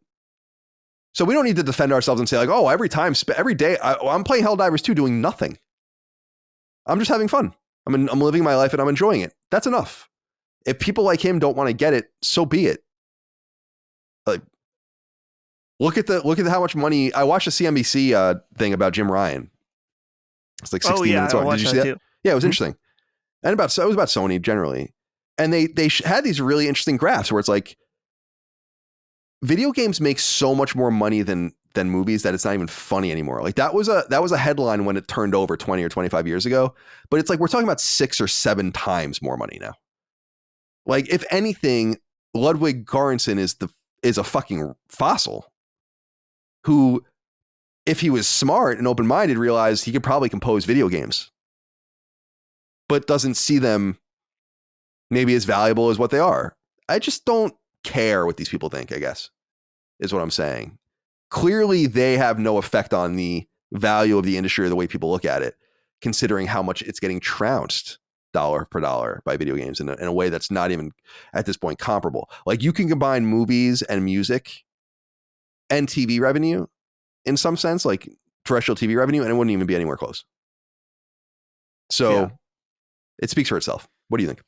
I think that, so there's a lot to read into in that he's making a speech, and speeches aren't really a nuanced conversation about how you feel about things. And so I understand that it is, it's a passive dig, but at the same time, in certain angles, he's kind of right in that if his parents just were like, let's say he was born, 12 years ago or something. If his parents just were like, hey, here's Fortnite and League of Legends, and you can play during all of your free time, and that's it, and never encouraged him to pursue music, then that would be a waste, and he would have never discovered his talent or something. And so where I'm saying about nuance is that I'm giving him the benefit of the doubt that if you had a conversation with him, he would probably be like, yeah, people can play games and pursue music and all kinds of things. I was just making the point that I'm glad I pursued music above all instead of hobbies or video games or whatever. Maybe that's not the case. Maybe he fucking hates video games and he's talking down on the industry. Maybe that's the case too, but I'm just not going to read into a one sentence thing he said at an award speech that he's making a blanket statement on anything, because that seems silly, especially when there is, to a degree, some truth to what he said, but I get the other side of it too. So I don't know. It's not really that big of a deal to me. And by the way, Oppenheimer fucking rules. So if his parents made the right decision, because the soundtrack is awesome. So you need to watch Oppenheimer. Yeah, I'm saying, Colin. I will. I'm actually, it's funny. I'm watching a documentary about him on PBS right now. Spoilers. Careful. Yeah. Well, I know the broad strokes, obviously, but so I'm watching this that I think it was I like American Experience. It's a PBS like long form documentary series, and I think they probably released this around the time the movie came out. So it just came up on my feed on YouTube, and I've been watching it. It's really good. I will say this to him, and it's not it's he was a little snide. I mean, it's a little bit of a snide thing to say. Whether he was being snide or not remains to be seen. But to be snide back, it's like my parents gave me video games and instruments. Yeah, exactly. So I've been playing these things behind me for most of my life while I was playing video games. So it's not like you can't do both. So I don't know, maybe open your mind a little bit. Embers Arcade wrote in and said, gentlemen, how critical of a role is the community manager in the gaming industry? Colin frequently mentions the ongoing success of Twitter after Elon fired over 80% of the people who work there. Makes you wonder if there is similar bloat in gaming studios with roles like community manager, which appears to offer a little in way of tangible value to the company's bottom line. Obviously, money isn't the only way to gauge value, but still, what do they do? Am I being too dismissive of a critical role in the industry? Would love to hear your thoughts. Thanks. No, I don't think you're being too dismissive of a critical role. I think that there are certain games and certain studios that must have community management. But I find it weird. Like, for instance, like, why does Naughty Dog have a community manager? Why does Sucker Punch have a community manager? This, to me, seems like you would want to be... You don't have very much to communicate. You guys say almost nothing. So this seems like it would be in the purview of like marketing. In other words, if I worked at Naughty Dog and we say 2 things a fucking year, literally, at some point I'd be like, why don't we have our small group of marketers or whatever, and when we have a statement or something to say, we just kind of vet it through them and they kind of write it as a group, and then we just put it up. Like, why do we need a person to like be the face of that? I just don't feel like there's a major problem in so-called laptop work where I think that and this is something Jonathan Blow was talking about on my conversation with him, is like, there's just a lot of people that don't do anything. And I think he was saying it's something like 90% of a given, when a company reaches a certain size, 90% of the work at a certain company is done typically by 10%. Or it was something like 90% of the value is brought by 10% of the headcount. But that's a choice. Staying small and nimble, I think, is good. And spreading the field between people to give them multiple hats, I think, is somewhat positive. If you feel like the work is there to be had, there's just no way that a community manager at a first-party Sony team has anything to do. Maybe Bungie's community manager has something to do, or whatever. I'm sure Arrowhead has a community manager that's pretty busy right now, but I think that's not a passive. It's not like having a producer or people in the trenches. I just think that if anything, it's probably something that's a community management is something that you can afford as a luxury if needed. But the bigger thing that bothers me, to be honest with you, about community managers is when I like see someone on Twitter and I click on their name and it's like, oh, community manager at this huge studio, and they have like 3,000 followers. I'm not trying to be a dickhead because it's not important for you to have followers generally, but what does it show about your understanding of social media and working with communities if you can barely even get like any attention on in your own social feeds? I find the hiring to be weird more in this space than anything else. But yeah, that's where I feel about kind of community management and social roles and all of that. Is it's a luxury and it's necessary. Like if you run like a place like IGN, for instance, my old roommate Scott Bromley was our first community manager, and that was necessary. We needed one badly. But that's because we're constantly publishing and outward facing. We need someone to manage all of that. If you're like an organization that's making a game for 5 years, what the fuck do you need a community manager for? That's where I stand. What do you think? Yeah, I'm totally in agreement that certain games totally require it. That I think about a game like Destiny that has a very dedicated hardcore community, someone that kind of can be that liaison between the rest of the company and, the players is essential, I would say. But I wonder when it comes into studios like Naughty Dog, you mentioned having a community manager, if there's an issue of semantics, because I just can't, like, what realistically, what are they doing? I'm on the Naughty Dog website. There are 2 posts under news, which that really wouldn't be their community manager. So do they run their Twitter account? Which then at that point, why wouldn't the title be like social media manager or even over to marketing, like you mentioned? Why wouldn't, for PlayStation Studios, like for first party, and even second party, so any PlayStation published games, you would think that you would have a centralized marketing and social media group, or like a centralized social media marketing and community management group, where it's like, now we activate for this game, now we activate for this game, now we activate for this game, and you go and liaise with the studios and learn the game and all of that kind of stuff. That would not only be cheaper, but more effective, more streamlined, and allow people to kind of leverage their experience internally between all these different games. It just, there is so much bloat at these studios. I know that a lot of people getting laid off were valuable, but you have to understand that a lot of people that get laid off or let go from positions like don't need to exist. And think about it this way. And this is just a sad reality, if PlayStation's operating pretty much exactly as it was, minus 800 people or whatever it was, it's like, what does that say about the value that those people necessarily brought to the bottom line? It's just a numbers game. I don't know, Embers Arcade. Dan Excel wrote in. A lot of you. So this is another one of those things where a lot of you wrote in about this, like a lot of you. And so I hear you, and I'm going to talk about it. Hello, boys. Have you seen the racist remarks from Danny Lalanders, current narrative designer, a cliffhanger, and former Sweet Baby employee? Why is the games media turning a blind eye to this? We all know what would happen if these remarks were made towards any other non-white racial group. John Gibson was basically forced to leave Tripwire just for having an opinion half the world currently maintains. It's actually a majority of the world. And yet Danny still has a job. Not even a comment from EA. Why does the industry keep allowing these people with racial ideologies to hold so much power? What is happening? Did you see this? Yes, I did. Awesome. Okay, so I went and transcribed what she said. Where is it? Oh, no, it's over here. Sorry. And so there's a video. So there's some backstory here.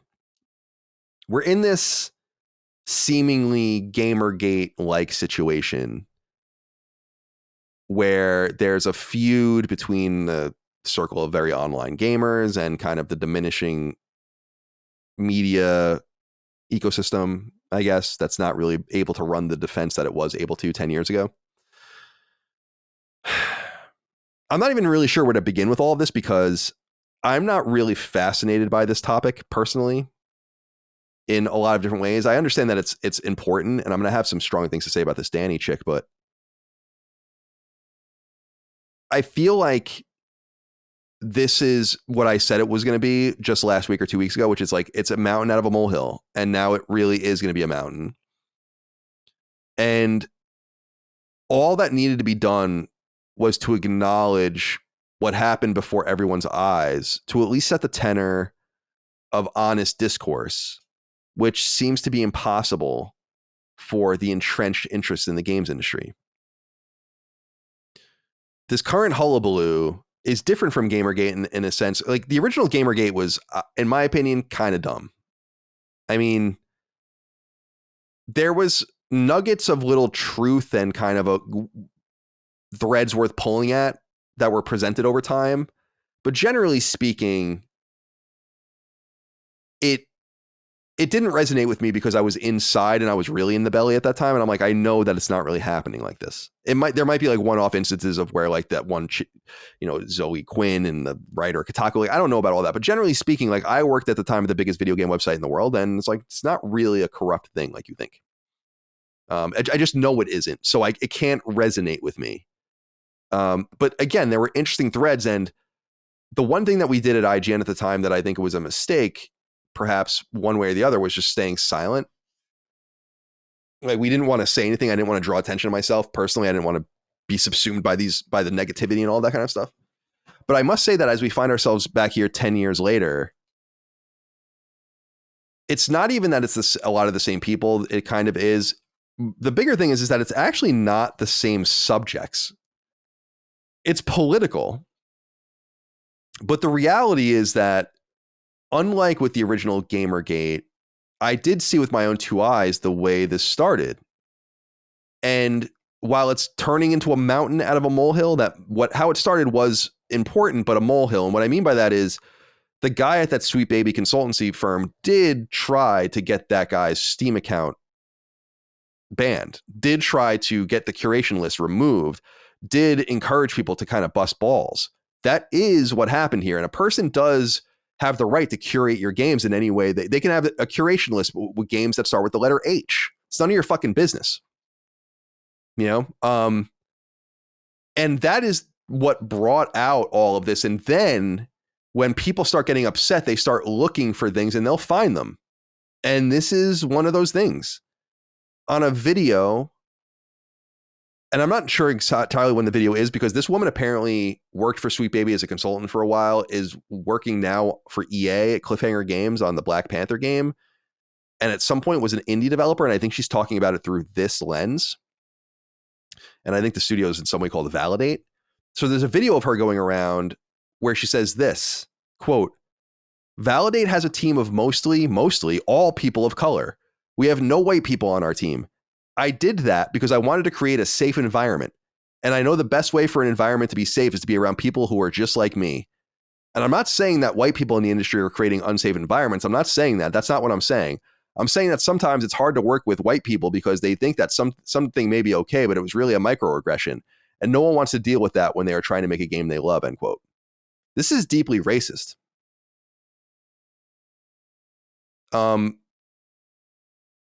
Replace the word white with black and black with white and see how racist you think it is.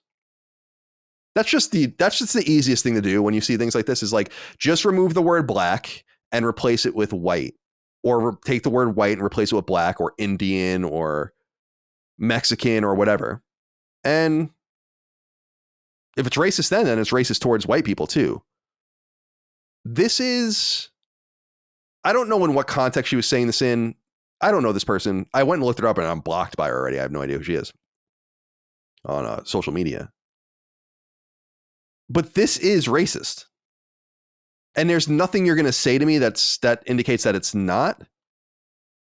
And I am curious, like, why people are allowed to get away with this. It is a fair question.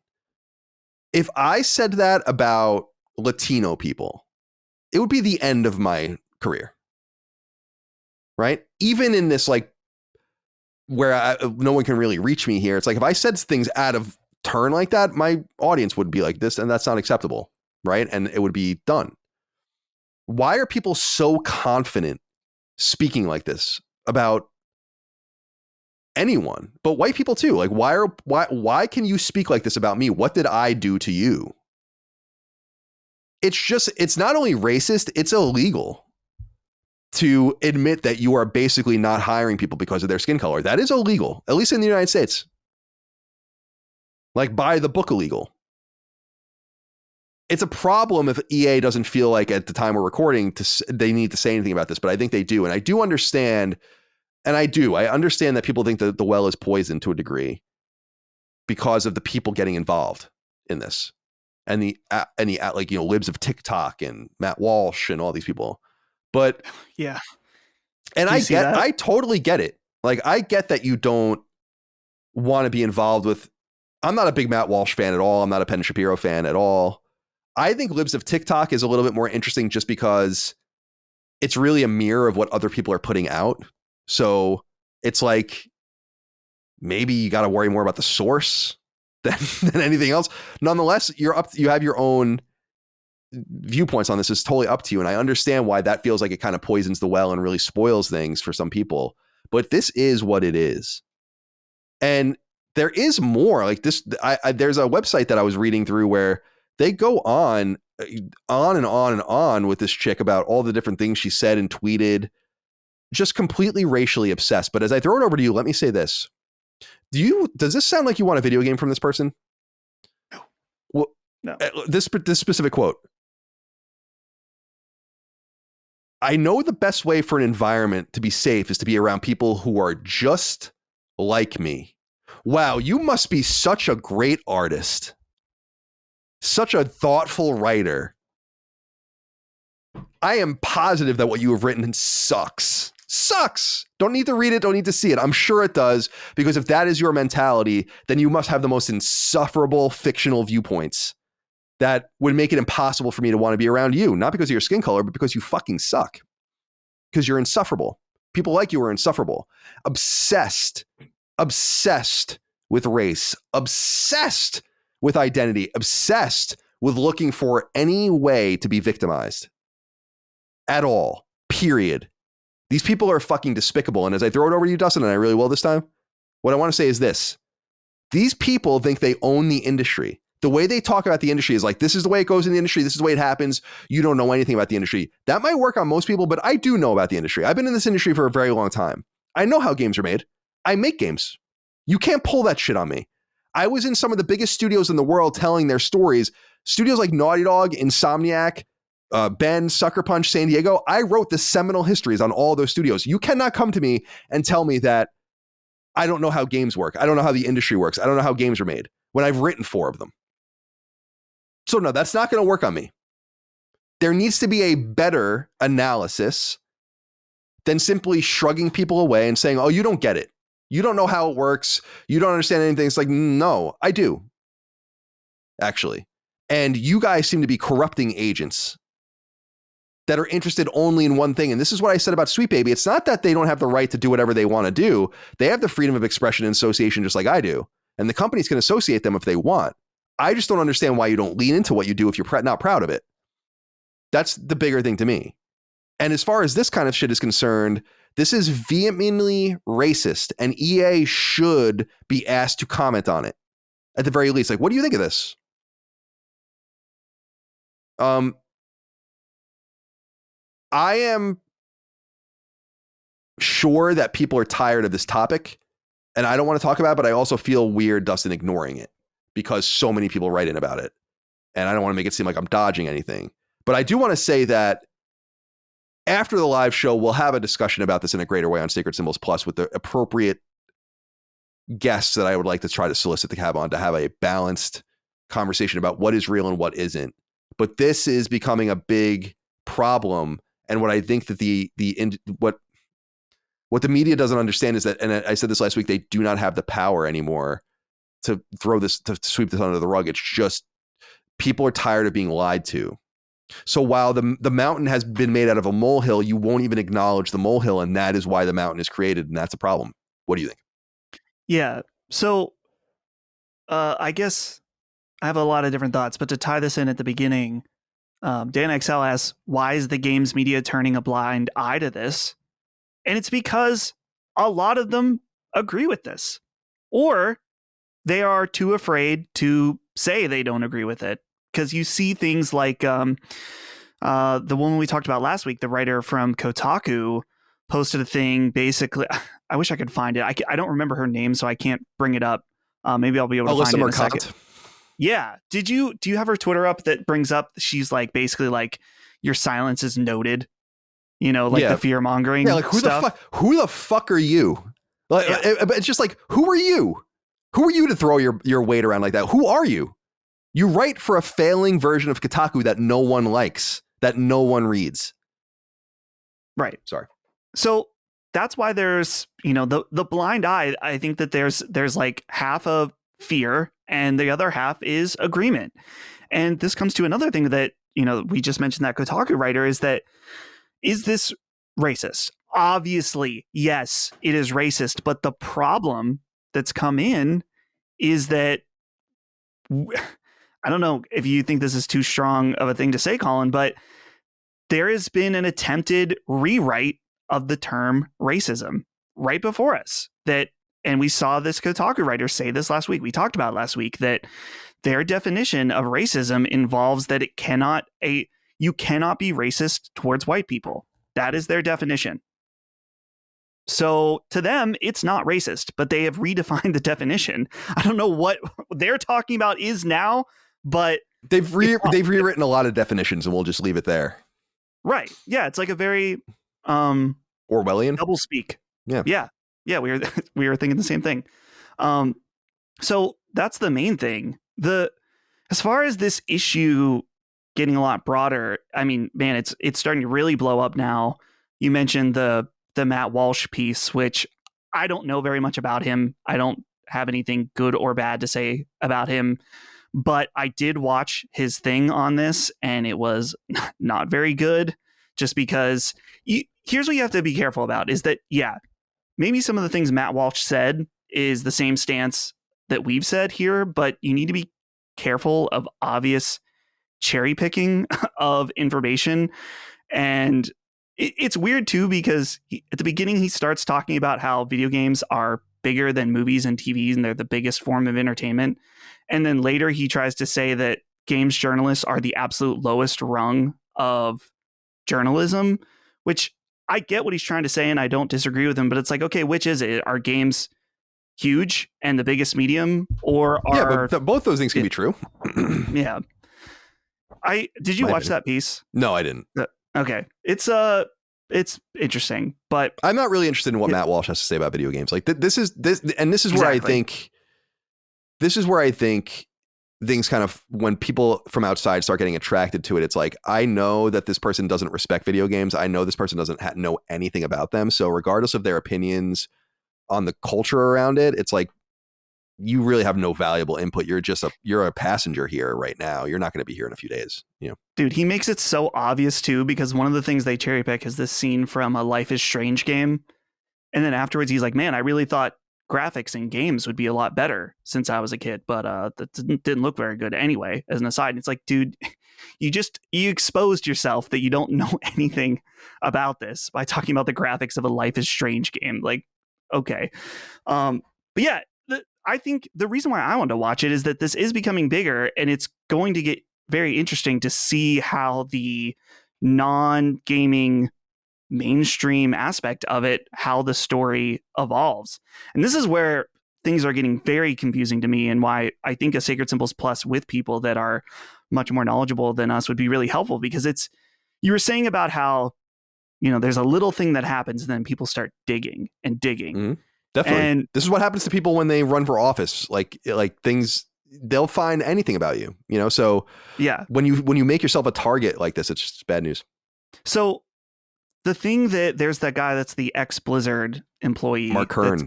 Yeah, he's been championing this a lot. And one of the things he said on this podcast that I said on our Discord, like it's interesting, but I need more data, is that there's this, I don't want to call it conspiracy because I really don't know, is that the reason why companies like Sweet Baby Inc. are hired, and that's, if I remember this and I'm understanding this correctly, is that during COVID, when there was, and even before, that companies go out and get loans. And so they were looking for cheap loan money and went to companies like BlackRock and others that have strict enforcement policies on ESG. DEI, right? Well, it's ESG. ESG. Which I think is like environment, social, and governance. And then DEI becomes a subsection of that. Yeah. Yeah. So part of their requirements are including this, and that's why there's companies like Sweet Baby Inc. that have been forced into this because of the money. But now that money is starting to dry up. It's a whole thing that my point isn't necessarily to speak on that angle of it, just because I'm unaware and uninformed. But like I said, it's an interesting aspect, but there's just, the layers keep getting deeper and deeper, and it's getting very big and blowing up outside of our space. And I'm just really curious how it's going to end up working out. And like, what these things blow up, but it's like, what realistically do people want to happen? It's just like, okay, we don't want consultancy companies being hired like this. They want zero forced politics in games ever. Well, and that comes to the point last week where I said, it's like, dude, the developers, even if Sweet Baby Inc. didn't exist, these game developers often are in support of this type of inclusion, whether you like it or not, and that's going to be there. So I'm rambling at this point. So well, no, it's totally fine. I just think two things. I think Mark Kern probably has a point about the way monies go through these massive companies out towards subsidiaries and through loans that are tethered in some way towards certain political and social stances that allow for lower interest rates, tax breaks, and so on and so forth. I think he's certainly right there, because that's definitely the way it works in a lot of industries. What I would be curious to know about with him, and I would reach out to him to talk to him more directly, but I literally don't have time to deal with this right now, because we we have the live show soon. It's like, I can't think about this. And we only have one Sacred Symbols Plus a week now. So it's like, where does this even go? But maybe after the live show, I'll reach out to him and maybe we can talk to him. But the one thing I would want to know is like, okay, I believe that this is a potential thing that's happening here in these specific situations. Do we have any documentation that indicates, because these companies are largely public. Now, they don't have to show us everything, but is there some sort of like crumb trail in the numbers that indicates that this is what it is? It's like, if you look, I look at the financials for all these companies every quarter, and I skipped 95% of them. I have no idea what the fuck this shit. It's like literally just numbers and numbers and numbers and math equations and all these and grids and all these things. Is it in there somewhere? Like, can you point to it? And that's what I would like to know. And Hogue would even, because I think Hogue covered this a little bit too. He might know a little something about that as well. That's one thing I want to say. The other thing I want to say is that while I'm not crazy about the leveraging of the argument that people don't know how games are made, it is true that most people don't know how video games are made at all. Not even a little bit. They have as much idea about how video games are made as much as I have an idea of how this house was made that I live in. I live in the house. I benefit from it. I know it exists. I bought it. But if you ask me to deconstruct this house and say like, this is the all the things you need to do, I because it's like concrete and fucking, it's like, I have no idea. I think I might know something about it. And that's the way I think a lot of people think about video games. And there's nothing wrong with that. Why would you? You're here to sit down and play it. You're playing the game. You're enmeshed in it. You don't need to know necessarily where it came from. But I do think that this argument needs to be happening between people that know what they're talking about, period. And then, so it's like Matt Walsh doesn't have the requisite knowledge of the games industry, to be a player in this. But I think the average person getting mad on Twitter doesn't have the long view on how games are made. And you need to have it. We need to find the perfect people in the middle of the Venn diagram to have the conversation. And I'm an indie developer, so I'm not even sure I'm perfect to have this conversation either. I have much more credibility in this space than most people because I've been on all sides of it. But there are better people that can talk about this. So that's one of the things I wanted to say too, is that I think that there is a nugget of truth to that it's like, you don't really know what you're talking about. Yeah, probably. But the reality is that I think there are people that do know what they're talking about, and we have to not necessarily elevate their voices because we might not agree with them or we might even think they're wrong, but we got to get to the nugget of what those people have to say and not get distracted by everything else. And maybe one of the advantages of not being able to cover this for a few weeks is that we'll see how it all pans out over time. Because I'm not really, what that woman at EA said is racist. No doubt. She's absolutely a racist. Alyssa Mercante at Kotaku seems to be she's white, but she seems to be a racist. And I say that simply based on the things they said. You can't be racist towards white people. Of course, that's preposterous. It doesn't even make any sense. So is anyone going to be, why aren't there, they wrote about this in the letter. Like, why aren't there consequences for this? There are consequences for the dude on Avalanche or from Avalanche thinking something, or for Tripwire, John Gibson thinking something, or the guy that did Five Nights at Freddy's. It's like, that's fucking crazy that you can get thrown out basically for that. And this chick can be full blown racist on video. It's not even like she was full blown racist in private or whatever, which is also not great.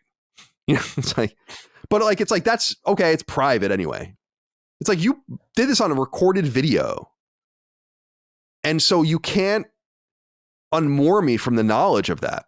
You did say this. And that's, again, it all goes back to this. Like, to undo this problem at this point requires a vetting of what happened and an acknowledgement that it was wrong. And I just think, very similar to the G4 situation, this is going to go a lot differently than they think, than the powers that be, in quotes, think this is going to go. Because you ask, like, what ultimately do you want to happen? And it's like, well, what's ultimately going to happen is Kotaku's done, right? Like, and not because of this, but they're done. I don't know if you saw that Deadspin, one of their sister sites, was straight up sold and everyone there was fired just last week. And I think a future like that exists for Kotaku. Like, Alyssa Mercante is never going to work in the games industry again, right? And so when you ask like what is going to happen, it's like, well, that's the kind of stuff that's going to happen, is that the people that don't belong here are going to wash out. And it's a long game. You have to just kind of patiently allow things to kind of happen. You don't need to harass people or bother people. Just like they'll just wash out and then it'll be over. And I think that's one thing that happened. The other thing that's going to happen is, and I say this over and over and over and over again about so many things. You want to hit these motherfuckers where they hurt? Don't buy their game. If you want to hit EA and this studio and this chick where it hurts, don't buy fucking Black Panther. Don't buy it. Have the fortitude not to buy it. And then they will definitely pay the price. Like, period. That's the only way. Otherwise, what are you going to do? You can't stop people from freely associating, from exercising their free speech to make whatever games they want, to say whatever they want. And I'm not even interested in that. See, that's the big thing, is that these people want to excise other people from the industry, but I don't mind them being here. I just think it has to be a group, like a holistic swath of everyone at the table. But they think they have such ownership over the industry that they can simply just be like, you're on our list. It's like, well, go fuck yourselves. That's simple. We're all going to be here. I don't know. But we'll cover this in a more thorough way in the future. Yeah. Finally, Moist Mayhem wrote in, said, greetings, CDC. I would like to ask, am I the asshole for wanting to protect my trophies? I live in a 2-bedroom apartment with my roommate. One day when I was at work, he had a friend over and wanted to play an online co-op game with him. My roommate's PS5 is in his room and mine is in the living room. He texted me asking if I can download the game on my PS5 to play with his friend. I saw the text but was too busy to respond. Like Colin, I am very protective of my trophy list and did not want it to be soiled with a random game that would not be played on my account after this. I came home only to find my PS5 turned on, DualSense on charge, and my trophy list molested. Am I the asshole, and how should I respond should this situation arise again? You are not the asshole. There are so many. So I experienced this problem twice in my life. Once was at IGN, where people were playing some things on my account on my PS3. We all had our own PS3s, and I'm like, what are you fucking doing? You know, like, and you'd have to literally basically reboot, like, you know, hard reboot the fucking PS3 so your trophies wouldn't sync or whatever. And I think I have Guitar Hero Metallica trophies from the founder of Podcast Beyond, Chris Roper, who was playing on my account. I'm like, God damn, dude, I don't want these trophies. And the second and more annoying time is when, so I moved in with my mom in the end of 2019, early 2020, when I was waiting for this house to be built, and moved from California to Virginia. And my nephews had their PS3 there that I had bought them a long time ago. And I was logged into the PS3 and their names were on there too. And then I turned it on for the first time in years to play Dead Space for Knockback. And I did. But when I sunk the trophies, I had like Little Big Planet True trophies and like Marvel superhero trophies. And I'm like, you motherfuckers. Like, why are you logging in as me? And now, so not only do I have those trophies on my list, but they're like also weirdly backdated, like many years. There's nothing wrong with being protective about this. I think it's totally unacceptable, especially because you can sign in as a guest. The problem, of course, though, is I don't think you can do that if you are playing. So the way you would circumvent this in the future is you would need to log into your friend's PS5. He would need to download the game onto his PS5, then log in as himself so that that's the guest PS5. Then you would need to have his name in the living room. He can download the game natively there, and then his friend can sign in as a guest on the primary PS5 and play that way. That's the way around it. It's annoying. Or just make a new fucking name or something. But again, that's hard to do if you're trying to play with one copy of the game. I understand that. But yeah, you should be pissed. I'd be pissed too. Because now I know what's going through your mind, Moist Mayhem. You're thinking like, should I just play these games now? I know. I've been there. I've been there. Guitar Hero Metallica, Colin, on PS3. Yeah, on PS3. Yeah. Yeah, great. Great. So yeah, that sucks. That sucks. Yeah, I understand this slightly in that when I was streaming a lot more, one stream I did like checking out some of the bullshit PSN games just to see how bad they are, and I thought it would be fun.